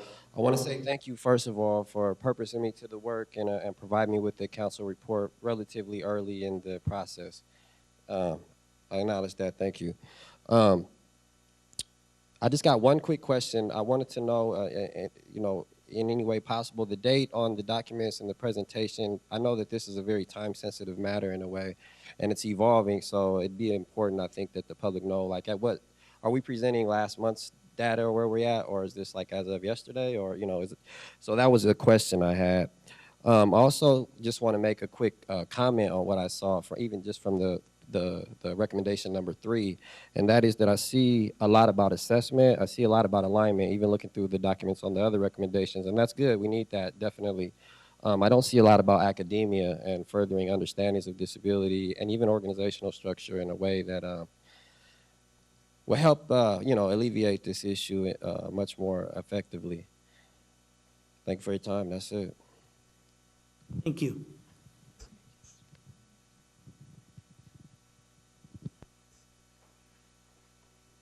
Ms. Molesky? I literally had to run here from back to school night. So there's a lot here to comment on and consult about and collaborate on. This topic is something that teachers are very, very excited to work with the district on. I just felt the need to comment on the academic side of this report and the responses here. The reviewers found that academic, strategic, and intensive interventions, currently SCUSD does not have increasingly intensive interventions and support available system-wide for students. Now the MTSS model, as you can see, there's many different flow charts of it, and I'm sure you've all seen it. MTSS is an overall umbrella where response to intervention, PBIS, both social, emotional, and behavior interventions are within that, and they intertwine and intermingle and impact each other. And the multi-tiered system of support, you may have seen a triangle, both when talking about response to intervention and when talking about multi-tiered system of support. So as you can see, tier 1 is basically in the classroom, things that are done in the classroom to impact all students. Universal design for learning, differentiated instruction, all in the general ed academic setting with the regular teacher.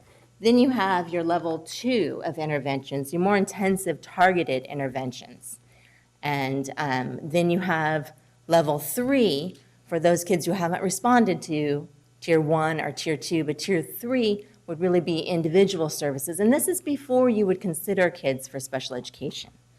And these tiers are very, very important. And when you look further at the report, opportunities for improvement, they stated that we do not have increasingly intensive academic and social emotional interventions and support available system-wide to our students.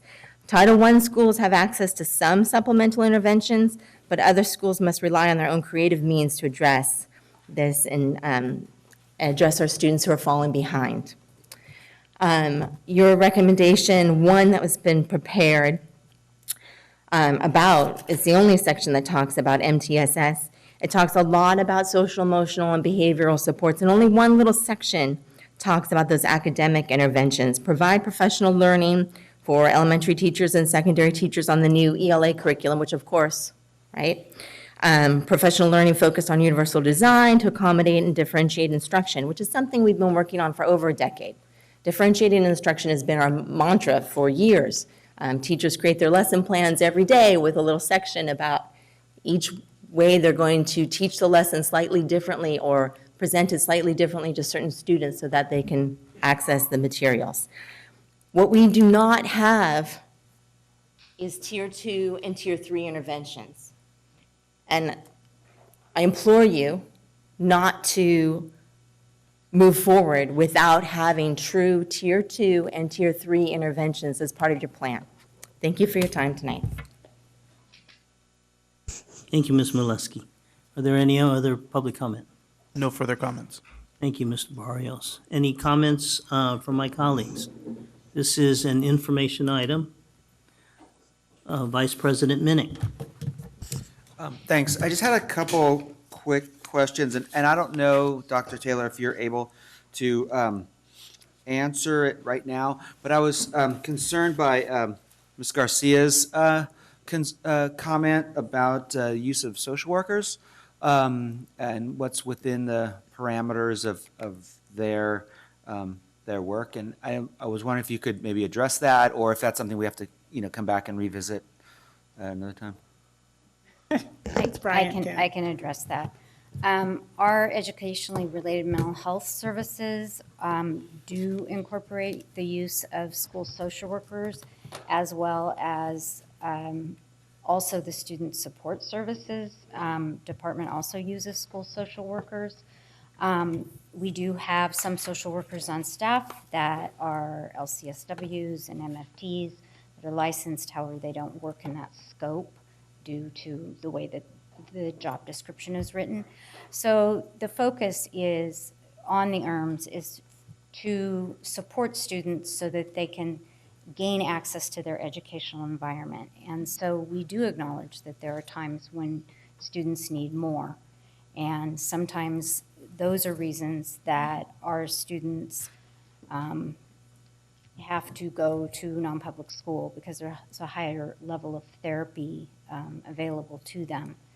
We have students who we have had to place in residential treatment centers because they were, their mental health issues were so serious that we had to attend to them.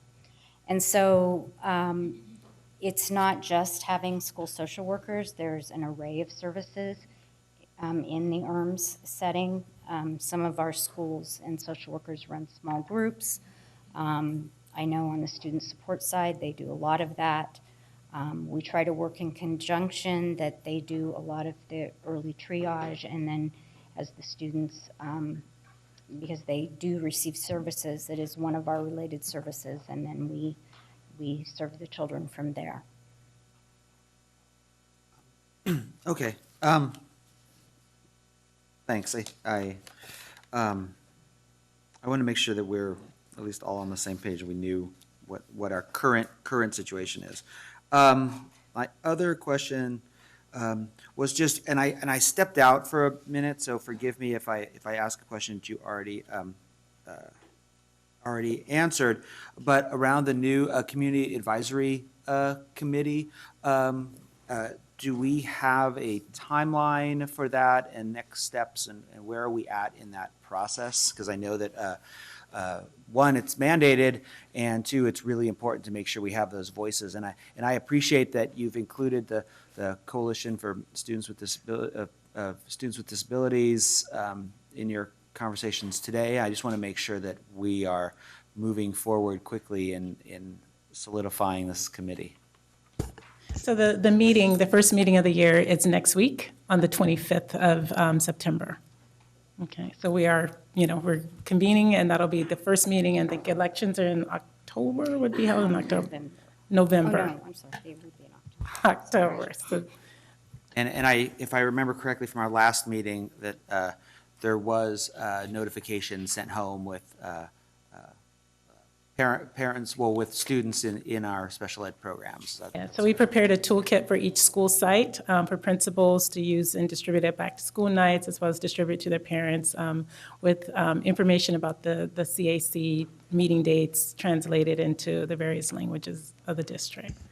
And then phone calls have recently gone out as well. Great, okay, thanks. Thank you. Are there any other comments?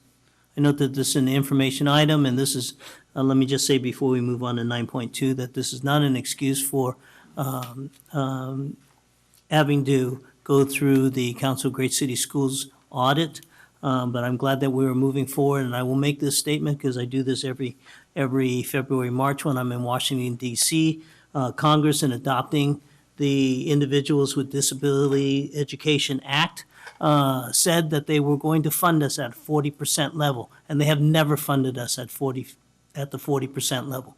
So we do what we can with the money that we have, and I'm fortunate that I serve on a district that we continue to move forward, and I will still continue to carry the fight in Washington, D.C. So I thank you for your efforts.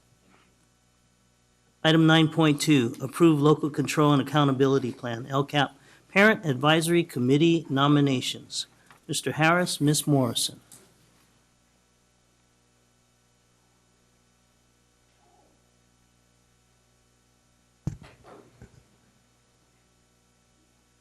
Good evening, Acting President Wu and board members and Superintendent Aguilar. It's my pleasure tonight. I'm Vincent Harris in our Continuous Improvement and Accountability Office, and I'm joined by Kathy Morrison, our SIPSA and LCAP coordinator. And tonight we're just going to take you through a presentation really oriented around the LCAP PAC, Parent Advisory Committee nominations.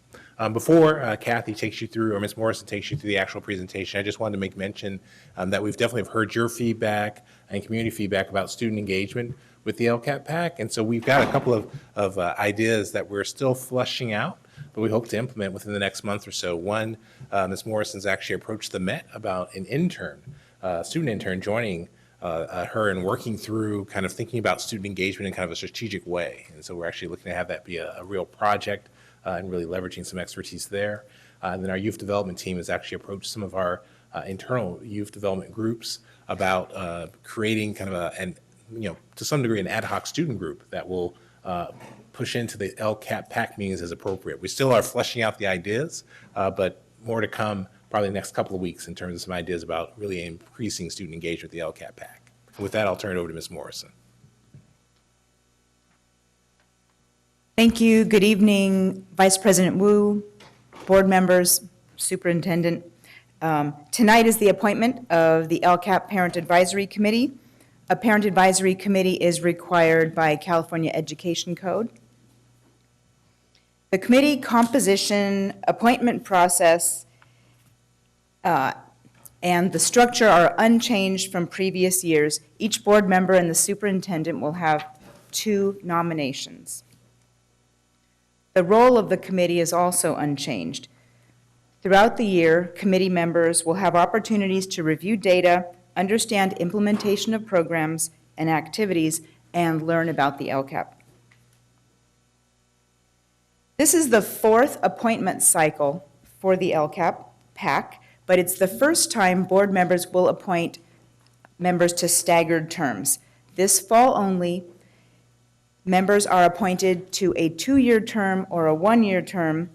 Next fall, we will replace half of the committee, 8 members, to a 2-year term, ultimately ensuring a mix of veterans and new faces. This year's application was available for 3 weeks at the start of the school year. The board office coordinated the communication with board members, and the first meeting of the LCAP Parent Advisory Committee will be September 24th, which is the first meeting date we have had since we have had an LCAP. The PAC will meet monthly throughout the year, and we provide a tentative list of topics. And at this point, I will turn the presentation back to board members to announce their appointments. Okay. I can't find my list, but I know where mine, Would you like to look at mine? oh, there it is, okay. Can we, what's the preference of the?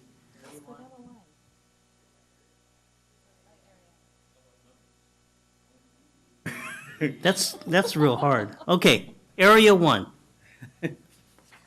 Area 1, my 2-year term appointee Catherine Horiuchi, my 1-year term member Alex Zuko. Thank you. Area 2.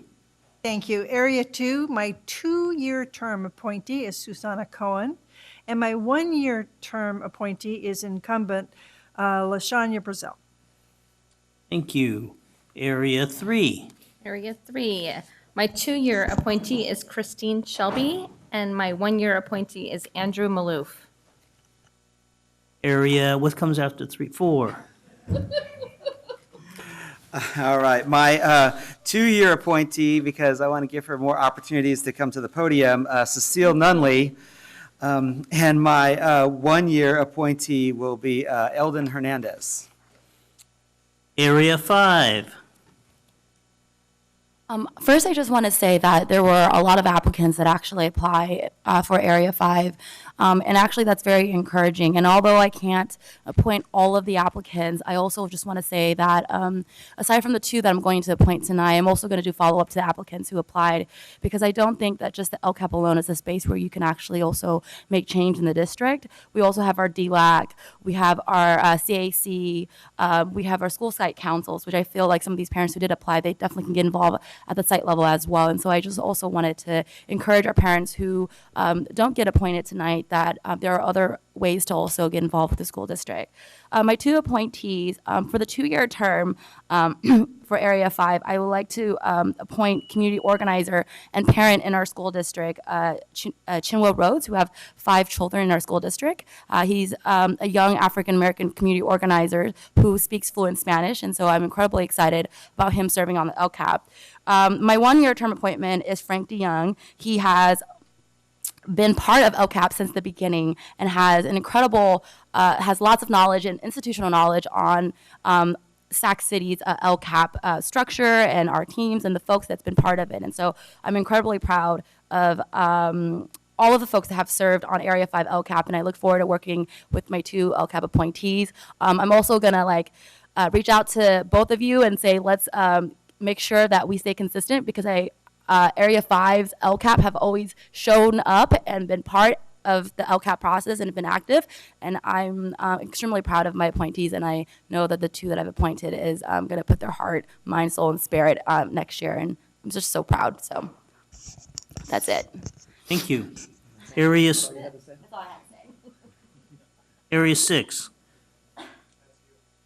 Oh, thank you. For the 1-year term, I'm selecting Tony Tinker, who is a current incumbent. And for the 2-year term, I'd like to thank, who is here in the audience, Ms. Renee Webster Hawkins. Thank you for your future service. Area 7 is President Ryan, who is not here, so she doesn't get a pick. But she does send her condolences. I'll pick 2 more. She won't be here to appoint her selections to the LCAP PAC personally, and asked me to read her selections. So in reviewing the list of highly qualified LCAP PAC applicants, she sought to ensure that her selections further promoted the principles of the LCAP funding local control funding formula. So that is why she'd like to appoint Katie Smith to the 2-year term and Vanessa Flores to a 1-year term. Ms. Smith is a foster parent and a parent of a child with special needs.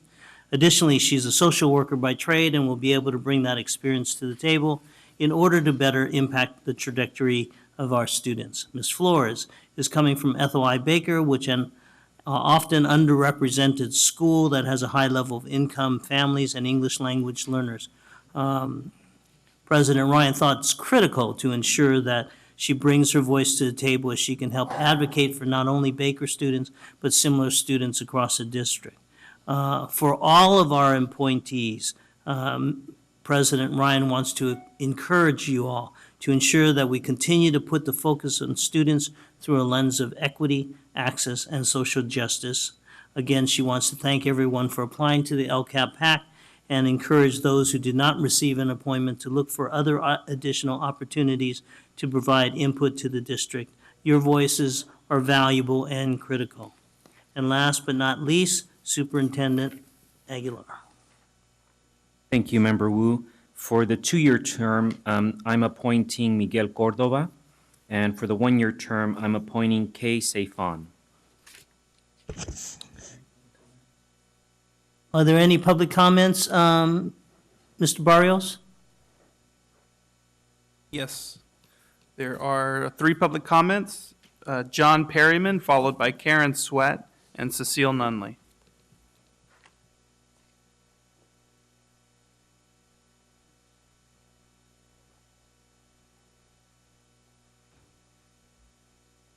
Good evening again, ladies and gentlemen. I just wanted to start off by complimenting the Parent Advisory Council. I think it takes a huge level of dedication to show up and read through those budget documents and do that type of analysis. And I think that's a really tough job, and I think it's a thankless job. I would recommend some improvements in process.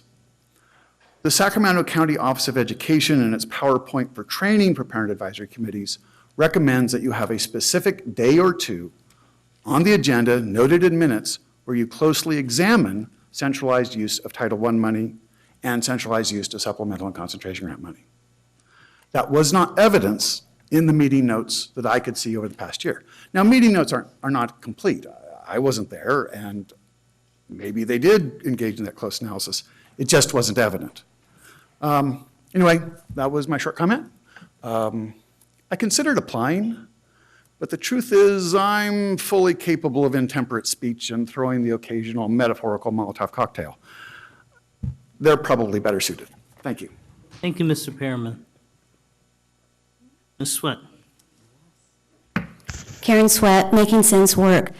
The first thing I'd like to ask for is if tomorrow, Mr. Barrios, you could put these names on the district website.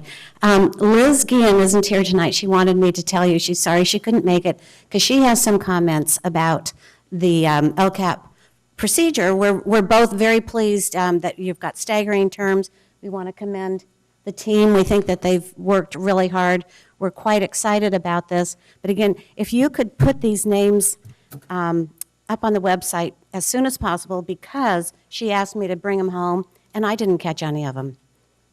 Oh, no, I had Frank on one side and Cecile on the other. I got those 2 names.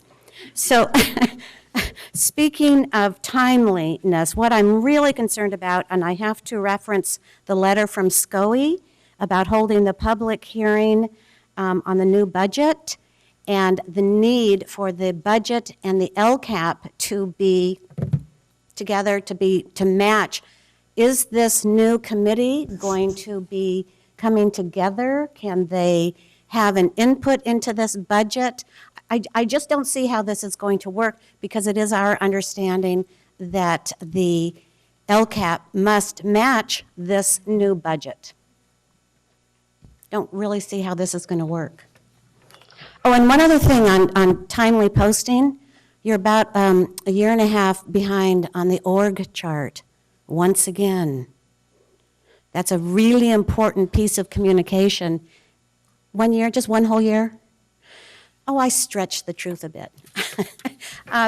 So it'd be nice to get that up so we can kind of keep up with who we need to contact when we want to contact somebody. Thank you. Thank you. Ms. Nunley? Didn't start. This one will just be real quick. Thank you very much for the appointment.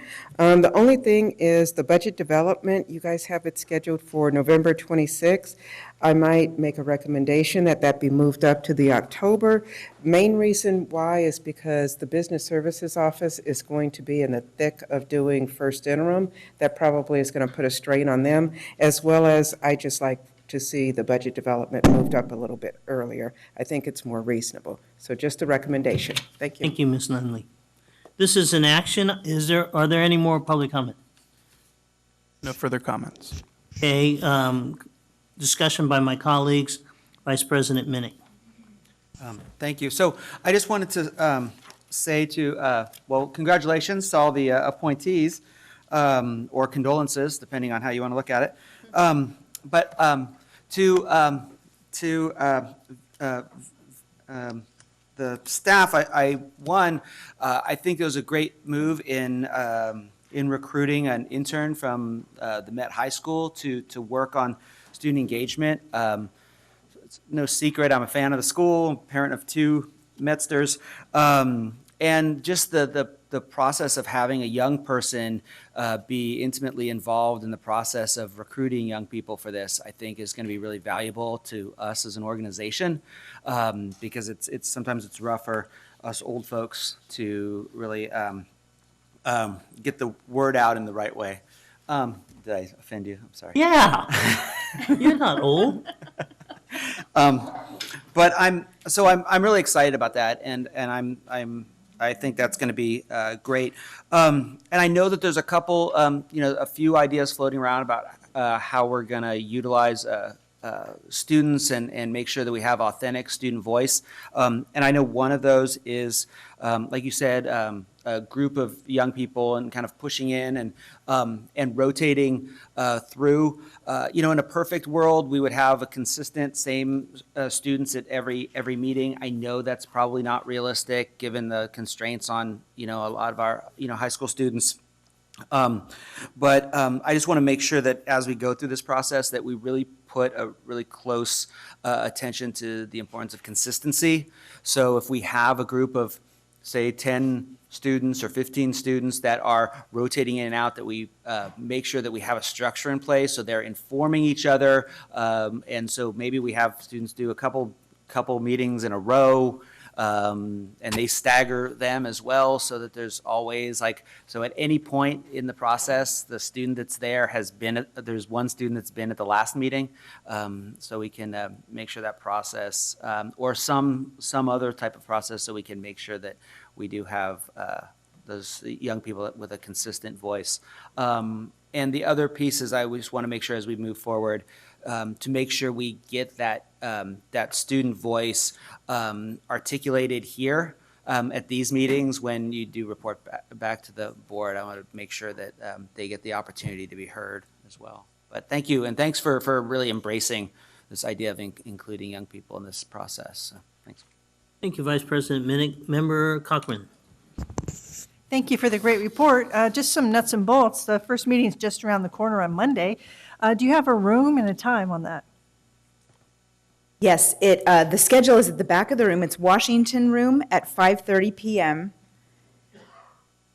And now that the appointments have been announced, I will be contacting everyone by phone tomorrow and following up with an email. Okay, and are the meetings 5:30 in general on the Mondays? We are starting this one at 5:30. We have done 6 o'clock in other years, but we have calendared all Mondays this year. And is there childcare available?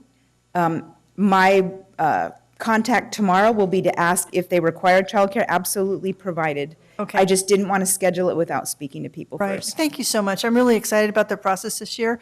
And I would just like to say to all of the members that are going to be on this committee, it's a big commitment. It's a meeting a month, basically, for the rest of this school year. And every time you come is hugely valuable. We all are busy. We all have things that come up. But I'm hoping that you can attend as many meetings as possible. Thank you. Thank you. So we were a little bit premature in our discussion. They are not appointments yet. This is an action item. They are merely nominations. So I will entertain a motion to move them from nomination to appointments. I have a motion and a second. Any discussion? All those in favor signify by saying aye. Aye. Opposed? Abstentions? Motion carries, and congratulations, everyone. Item 9.3, update, 2018-2019 adopted budget. Dr. Quinto, are you paying attention?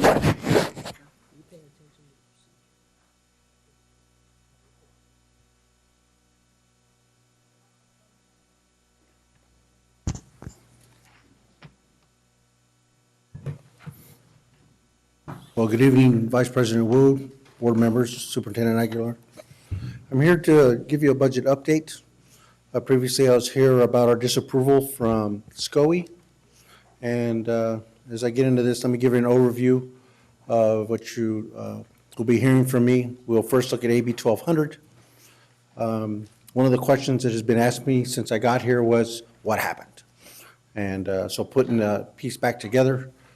So I'll run you through what the financials say of what happened between the months of March, our second interim, and budget adoption. Also take you through the budget disapproval process and the steps we've taken. Kind of what if the budget is not approved by SCOE, what happens thereafter? And then the role of FICMAT, or our Fiscal Crisis Management Assistance Team. So under Ed Code, overview, AB 1200, an overview of that, Ed Code 42127, there's a lot of legal jargon, but there's three things that I've bulleted that I think are pointing here. So the county superintendent of schools shall approve or disapprove the budget, and if they disapprove, then they can sign they may assign a fiscal advisor. At this point, we've been assigned a fiscal advisor because we are unable to meet our state required mandate of 2% reserve in our outgoing years. So to assist us, and I'd actually ask her, Ms. Terry Ryland, would you please stand and be recognized? She's done a great job, hands please, she's done a great job of supporting us, combing through our financials, trying to put the picture back together, but looking at our assumptions. And Ms. Ryan, I can't thank you enough. So what happened? So at the end of the day, budgeting is a zero-sum game. And as we looked at the March, things seem to be, I kind of refer to our fiscal as a boat. We're floating and going along pretty well. But the July budget hits and our multi-years out show in order to achieve our 2%, we're having to put what they call a placeholder or a negative value into the equation to be able to meet that. So what happened with that? And I think if you go back to the presentation the superintendent gave on June 21st, there was a discussion about programs that were grant funded or using one-time funds. And those one-time funds were due to expire in 17-18. So I'll show you later on a fiscal slide what that looks like on a fiscal paper, but really what happened was as the grant went away, a decision needed to be made if you continue that program with general funds, remove it, or whatever that may, reapply for the grant. So what happened between the months of March and June is that they were placed into the budget for the general fund to support them. We're coming through and to see all of those programs and how long the history goes on, but some of them that were talked about on the June 21st budget was the teacher induction program. And very important, I was talking to Dr. Taylor today about that. I know the first year I taught in high school, in higher ed, class management was huge. Having a mentor your first year is huge, and I know that's something that would want to be continued. So from March till July, well, we need that program. Dr. Taylor would support that, so would the board, so you place that on the, so that now becomes something that eats the budget, eats the general fund. Dr. Taylor, you want to add anything to the teacher induction program and its importance? You're good? Okay. Youth development, 1.7. So I'm kind of student-centered, so I'm kind of teasing some things out that if I was a parent, I have 4 daughters, that would be important to me. So those are hard decisions. And so again, my predecessor put them into the budget between the months of March. And they weren't there. And the reason they weren't there, eating the general budget, was because they had a grant, a revenue that came in to offset that expense. But come July 1st, 2018, it no longer has a grant or a revenue to offset the expense. So then you lose revenue, and I'll show you a little bit how that works later. The other one, who doesn't want to support child development? Tough decision. So these are one-time expenses grants that you're using, and so they'll put into the budget. I didn't get this when I picked this because it made me curious. Soft landing for Burbank.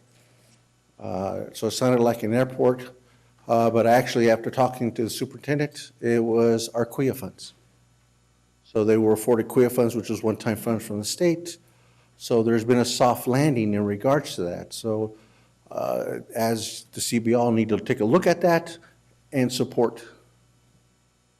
Question, sir?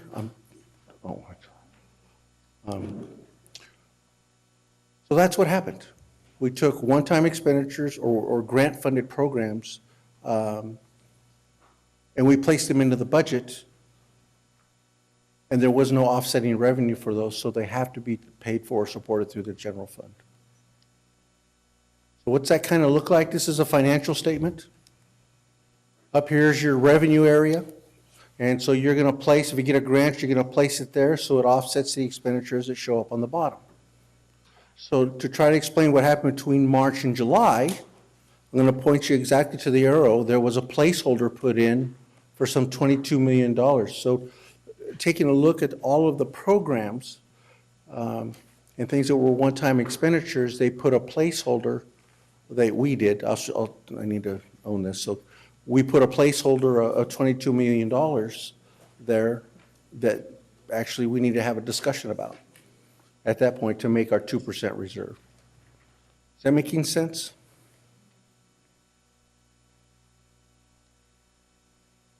So what happens if the budget gets disapproved? Steps defined. So sitting down with the superintendent and our colleagues, we've wanted to make this very simple. And Ms. Riley and I should put, so we're going to conduct a thorough review of our multi-year 2018-19 budget, multi-year, and our target date to complete that is October 1st. And actually, Ms. Riley's the person doing all the hard work. She's interviewing our folks. She's pulling financials. She's combing through there. I'm gleaning a lot of information and learning a lot from her on that. But our goal is, by October 1st, to determine the target dollar amount that we need to cost save or reduce. And from that, after we complete those two, we're starting to compile a list now.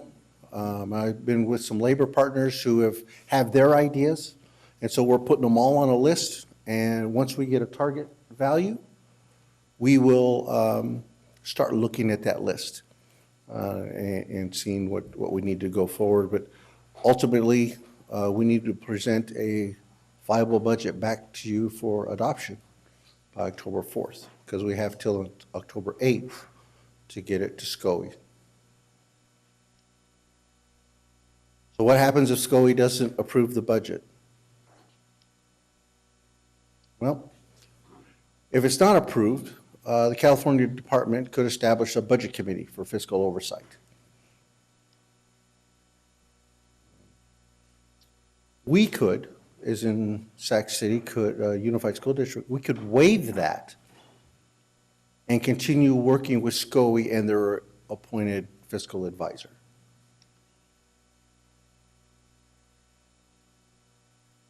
So it was in discussions with superintendent, the recommendation is to waive the budget committee process and move to continue working with the fiscal advisor and SCOE. Either way, if you went with the budget committee process or SCOE, the stay and rescind process under AB 1200 is still in play. So what is stay and rescind? Simply put, it's the authority to say no. So I think that Ms. Ryland explained it best today when I was listening to her, so I'm going to borrow your words, ma'am. If we go to pass anything and it has expenditures to it and they don't think it's viable, they have the ability to say no, but they don't have the ability to tell you to do something. Like they can't come in and tell you, you know what, fire the CBO. Probably a bad analogy. Anyway, so I didn't get no laughs out of it. I thought I was going to get some chuckles. Anyways, so they couldn't say something like that. But if you were going to hire a second CBO, they said, no, you're not good in your budget, so my time's up. They would say, no, you're not going to hire. They have the ability to simply say no to that. So stay and rescind gives them the authority to say no to what the board approves. You okay on that, Mr.? So we would continue working collaboratively with our labor partners and other stakeholders to identify these cost savings or reductions to approve an adjusted budget. And the goal is to basically end the stay and rescind, give the authority back to the board, full authority, to say yes and no. Actually, it kind of sounds like my dad. But anyways, the goal is to end the stay and rescind process as soon as possible. I think optimistically the first, but probably more conservatively by the second interim. I think it's also prudent at this time to discuss with you the role of the fiscal management team, assistance team. And a district with a disapproved budget or a negative interim report triggers FICMAC to come in and do what they call a fiscal health analysis. The health analysis actually covers more than 20 questions and areas. It's kind of an exhausted, I think the document's 10 pages long. It's a new process. They had an older one. But I wanted to show you some of the areas they kind of look at. So the first one's more, I think, very critical. They look at the financial data, how accurate and timely it is. I'm going to go through all of these. You know, does the district have a good attendance program for ADA? How do they address short-term cash flow needs? Or do we have a plan to address those?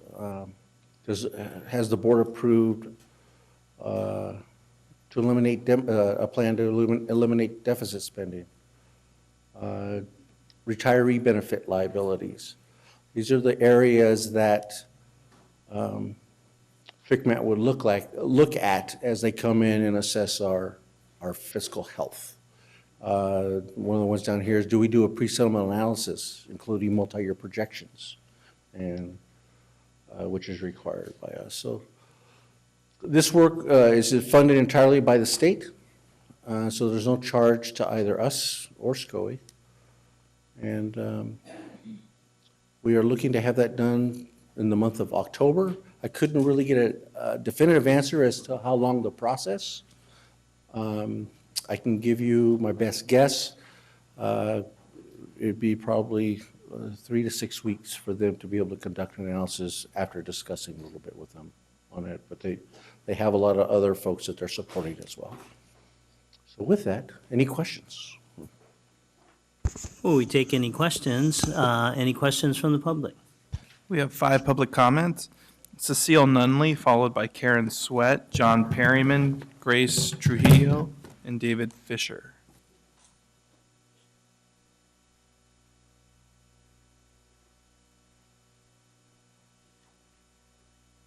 Ms. Nunley, it'd be easier if you just sat in the first row.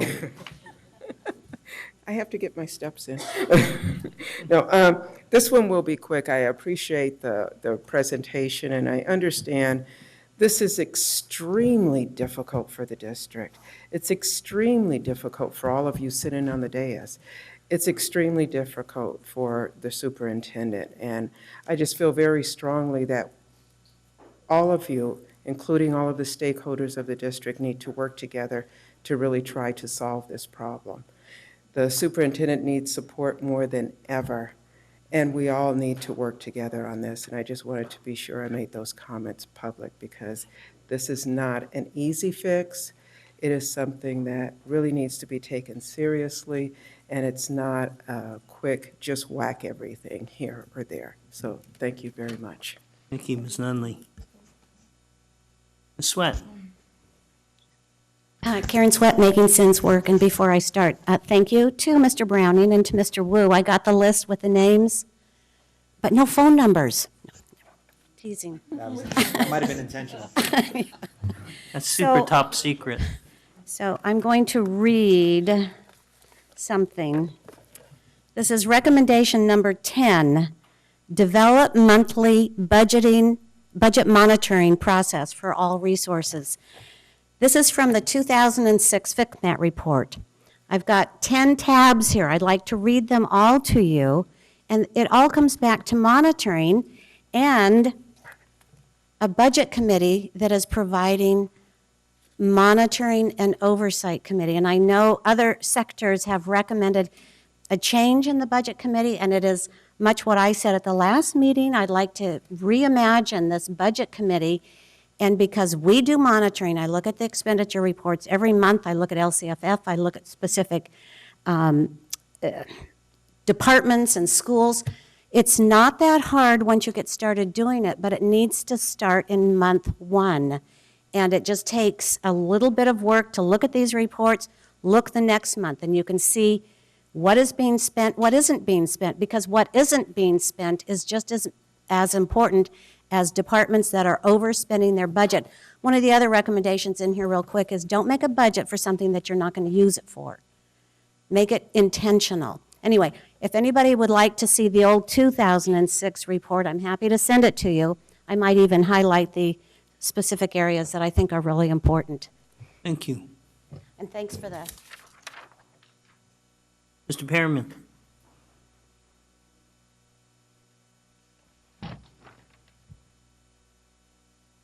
Let me get this on.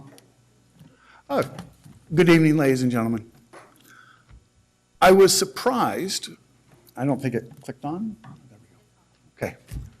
I was surprised when I didn't get a response to my formal complaint alleging misuse of money. And I put the tag more at about 50 million. I don't think you have a small $6 million problem. I think you have more on the order of 50 million. And I emailed you each a copy of the complaint, where I listed line items in the ed code or other sections which I think you violated.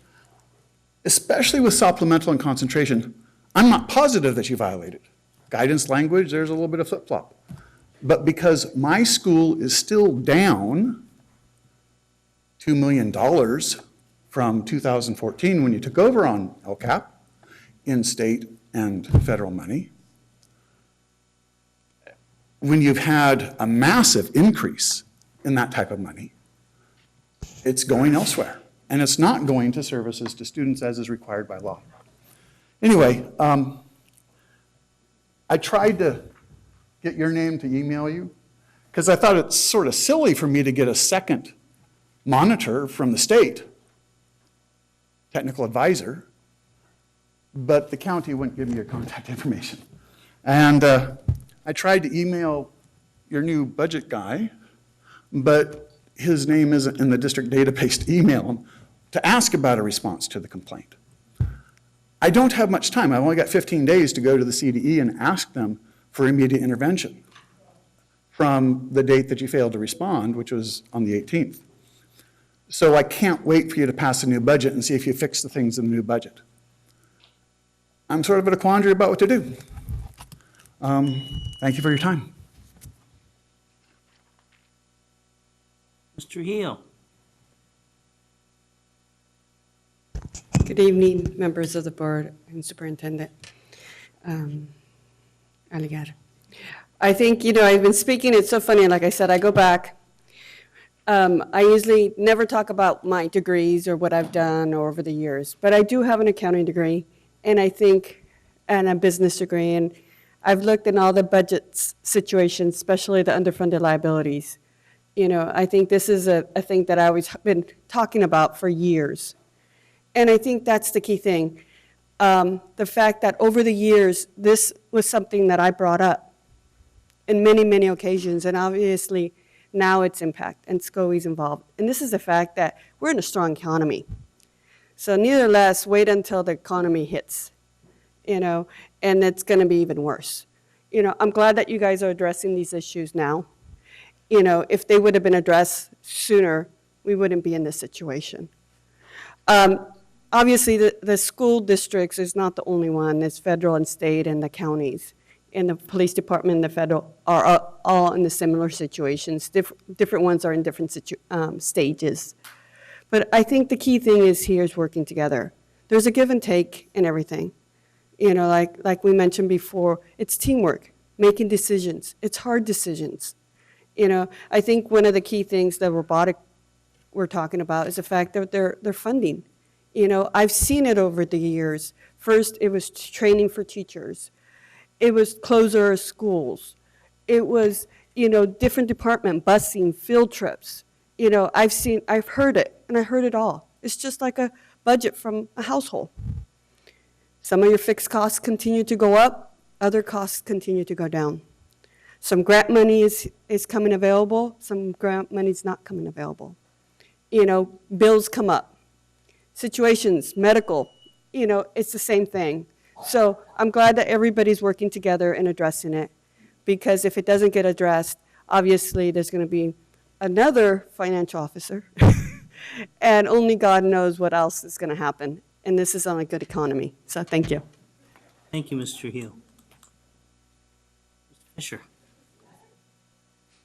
Good evening. I'm David Fisher, President of the Sacramento City Teachers Association. I believe you have a proposal that we presented the other day that we think could possibly save up to $16 million. In the proposal, you'll see the backup documents, including some documents you should be familiar with in previous budgets. And in some context, you'll see pages and pages of districts listed with the percentages of non-management salaries as compared to the budget, and we are dead last on there. CDA is a little behind there. That was 2015-16 numbers, but that's the last that's available. First, I'd like to say that we had a very productive meeting today with our new Chief Business Officer, Dr. Quinto. Want to acknowledge our appreciation for listening and answering as best as he could to many of our questions. We did find it interesting that Mr. Quinto had some of the same questions that we had. The questions include, but aren't limited to, an explanation of how in March 2018 the district submitted a second interim budget with a positive certification, a self-designation that SCOE concurred with in April. And 2 months later, the district submitted a deficient 2018-19 budget. What's up with that? Number two, how the district could submit its 2018-19 budget to the county and the state that it had more than double the minimum reserve mandated by the state without providing any detail on how that would be accomplished. Number three, the method used to calculate the increased cost in wages and benefits to ensure accuracy. Number four, a more detailed explanation behind the at least $36.4 million in questionable expenditures. We have those listed on on page 3 of our proposal. And then just this afternoon, we were looking at the 2017-18 unaudited actuals DAT file, and a lot of interesting things, including line 53, professional consulting services, went from $15 million to $24 million, which is a $10 million jump. And on page 3, you'll see a bunch of other questions we have, including the board budget going up by several $100,000, and the deputy superintendent might be perfectly logical answers, but those are some questions we have. It's fair to say that to Mr. Quinto's credit, that despite his best efforts, most of the questions remain unanswered at this time, and we look forward to getting the answers from him. Accordingly, any discussion of sacrifice is premature. Regardless of the current budget status, we think we should all agree that the priority needs to be ensuring that our students have the qualified teachers, support staff, and instructional materials to succeed. That is, our resources need to be prioritized in the classroom, not the Cerna Center. Thank you. Thank you, Mr. Fisher. Are there any further? Oh. We have one more from I Rachel didn't see you. Ditmore. Hello, my name is Rochelle Ditmore, and I'm here from City of Refuge. And I actually was working in a field today, our field, building a sign with a group from Amarak that says "Hope lives here." And I went home, didn't have time to shower. I'm like, I can't believe I showed up at school board meeting looking like this. But I felt extremely compelled to come and to remind you that there are people in this city who are for you. There are partners, there are resources. We can't imagine the burden that you are bearing. We had a conversation with our team a couple of weeks ago, and we heard about the budget cuts in regards to Shine and a program called Grit that we have for children in our schools. And our team looked at us and they said, what are we going to do? And I said, we're going to continue to show up and run these programs. Because when I look at revolutions and when I look at things of the past, when cities and nations were impacted, it was because people stepped up. And I do believe that in times when there are budget cuts and we don't have contracts and we don't have grants, that it really is an opportunity for authentic people to step up and for our school district to tell a story.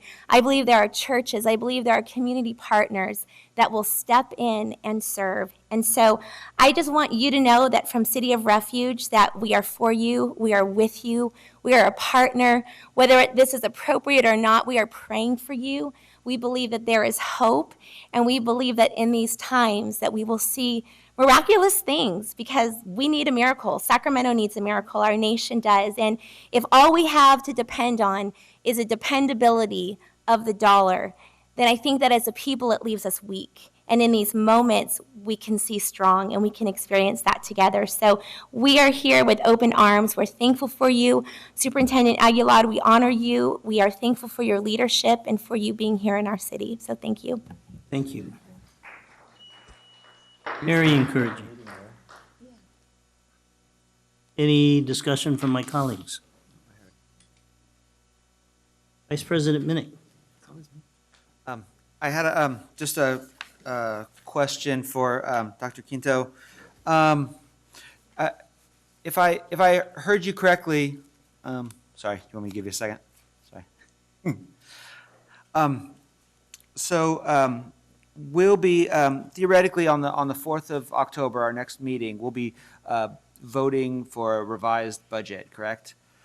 Am I right in understanding that? Yes, sir, that would be my hope. And what I understood from you is that you're anticipating potentially 3 to 6 weeks before we would know from SCOE whether or not that our next budget would be approved.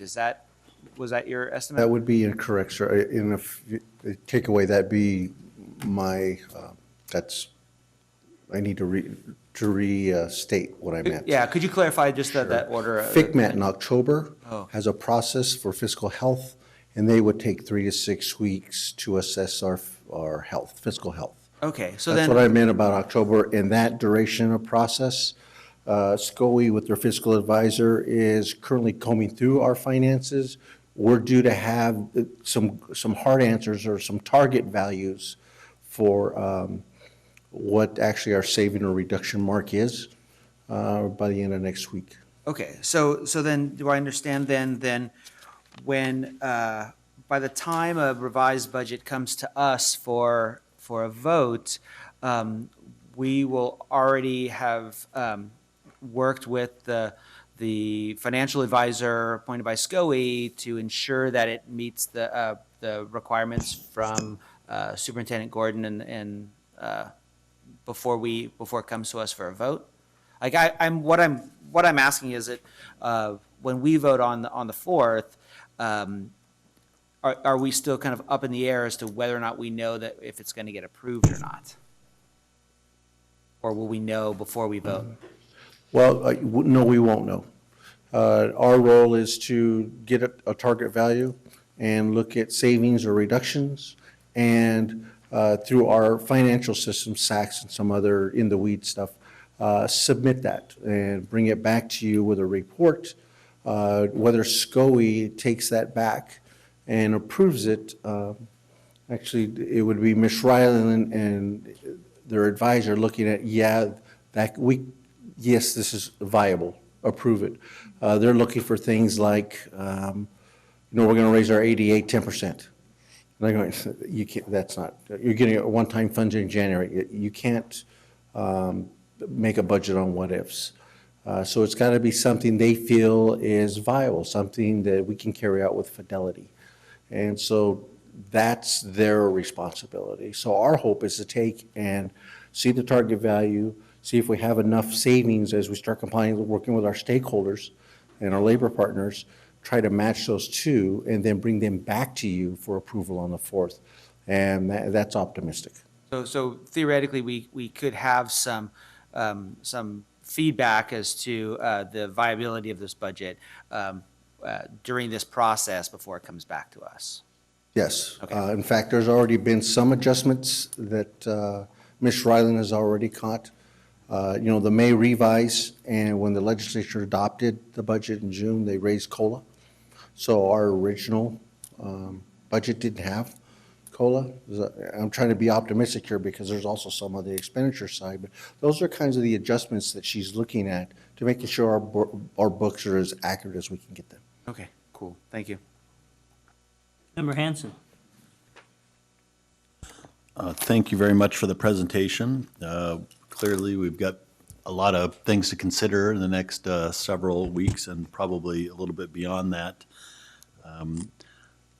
I was encouraged by an earlier comments from some of our other labor partners that they'd been meeting in a labor management coalition, and they had some comments today. They did a press conference where they offered to work together with the district cooperatively, like many unions do with their school boards all across the state. That's the way it's supposed to work. And I was heartened by David Fisher. Thank you for your comments. I would hope that, I know the three of you didn't get a chance to be here earlier at this meeting to hear the comments of the other labor partners. But I know that you've been asked to participate in many of the Labor Management Coalition meetings for several months, and I'm wondering if that's something you might consider doing, and I'd encourage you to do that. I think it'd be great if you could work with our other labor partners as we work on this issue over the next weeks and months. I think that'd be really important. We're all in this together. We talk about that a lot, and we have a lot of work to do. But we need to be doing it together if we're going to be successful for our students. Thank you, Member Hanson. Are there any more comments? Seeing none, this is an information item, so I thank you, Dr. Quinto. Look forward to future presentations. Item 9.4, Old Marshall Draft Lease Agreement.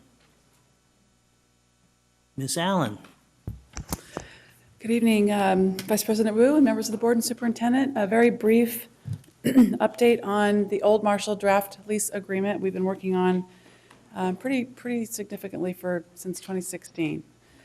It's actually been going on since basically 2013. When I started here, this was on an early agenda. So one of the major milestones, just to bring to everyone's attention, to keep people up to speed, in November of 16, we did get direction from the board to go ahead and begin negotiations with the developer for the reuse of some kind of a reuse of the Old Marshall site in Midtown.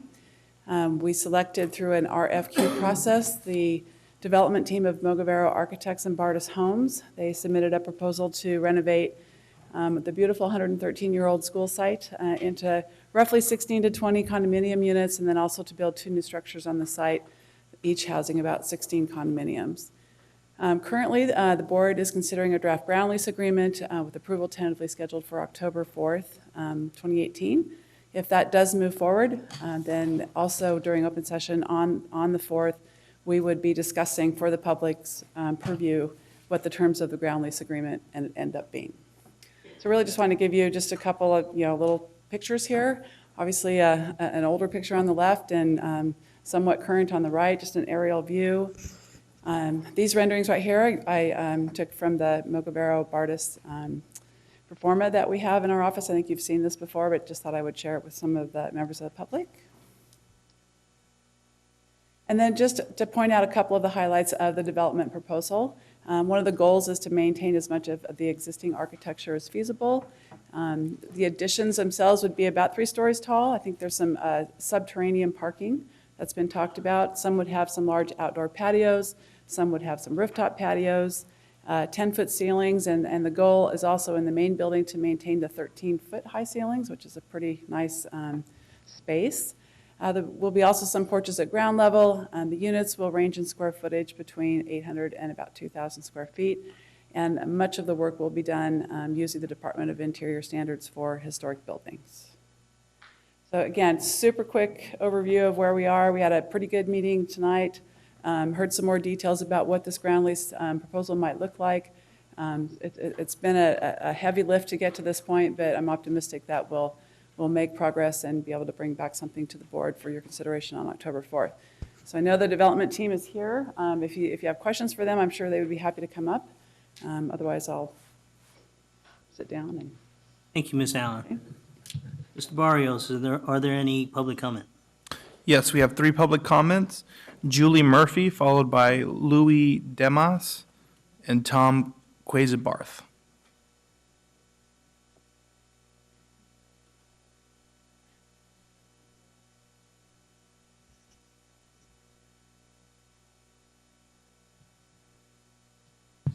Superintendent Aguilar, members of the board, thank you so much for this opportunity to speak tonight. This has been an incredibly long process. The community wants the preservation and reuse of Old Marshall School. It's a historic landmark in our community, and we are watching it fall apart every day.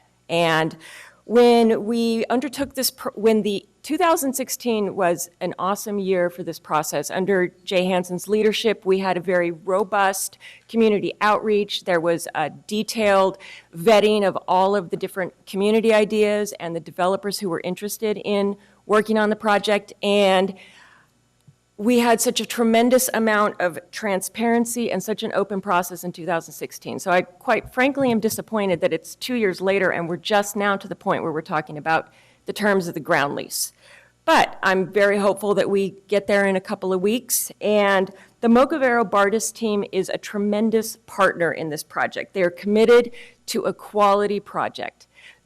Central City has its reputation for NIMBYs, and this is one situation where this is a development we desperately want. We desperately want the preservation of that historic building. We also want the addition of new housing in our community as well. The Mocavero Bardis team is committed to restoring the building, and they're also committed to the new buildings being appropriate to a historic neighborhood. It checks a lot of boxes for the communities. We're very supportive of it. This, we have to acknowledge, is a difficult project to build. It's been vacant for 9 years. Every day that it remains vacant, the value of your asset diminishes, and it becomes even more challenging for the builders to try to restore the building. I'd also ask that you be sensitive to the current market conditions. There are labor shortages and there are supply increases. So when you're looking at this lease, keep in mind that this is a huge financial commitment and risk for the builders. We've had a very positive series of community meetings, a large meeting and smaller focused meetings. This is something the community wants. So I urge you to continue on with this process. This is a great group to work with. We're going to get a quality project for the ages, so thank you. Thank you.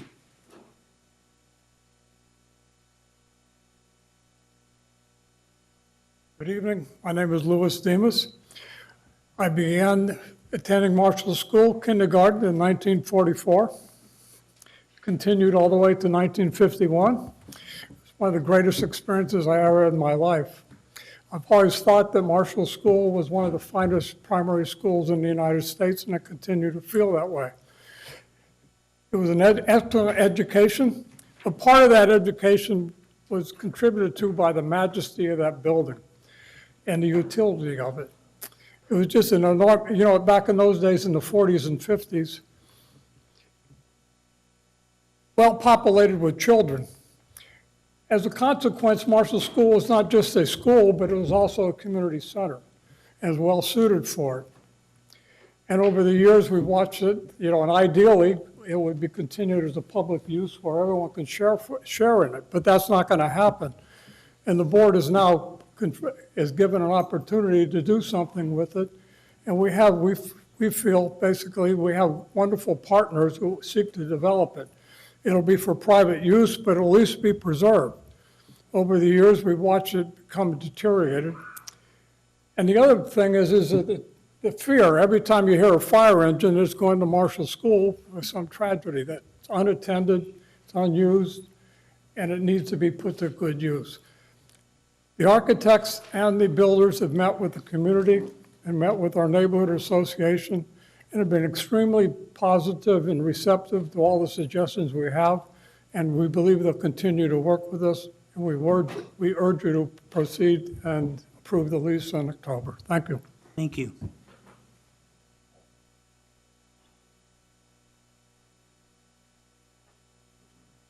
Good evening. I'm Tom Quazabarth. I'm also a community member on the board of the Neighborhood Association.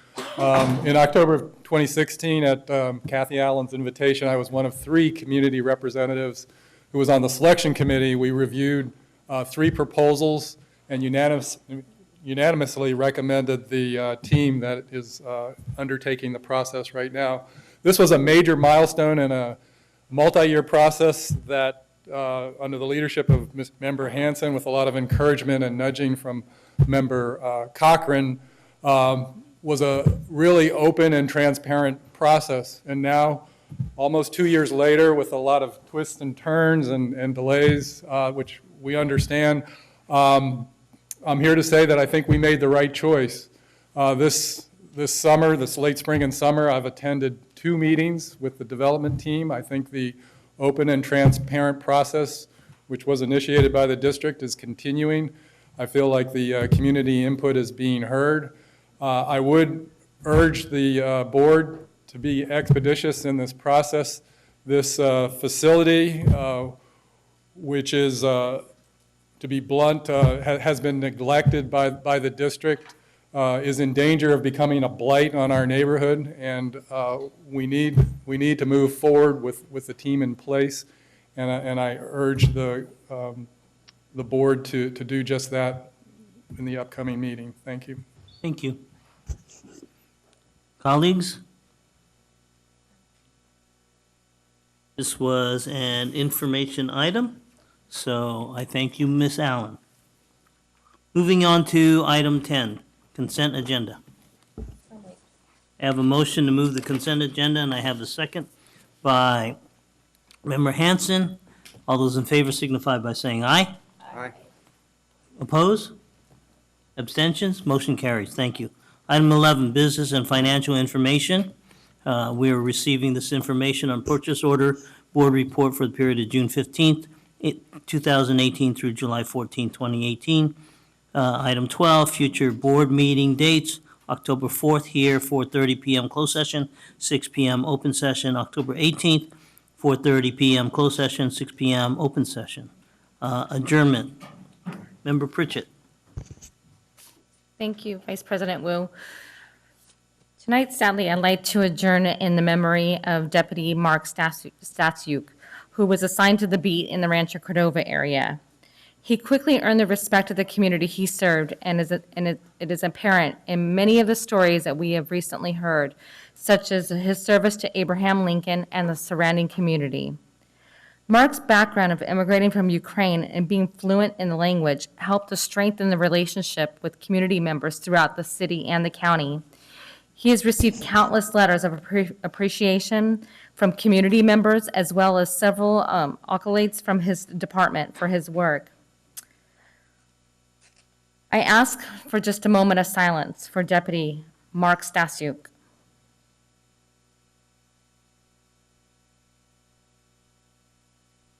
Thank you, and I'll motion to adjourn. Second? Second. All in favor? Aye. Oppose? We're adjourned. Thank you, everyone. Thank you. Take a note? No problem. I can find out. Yeah, they're having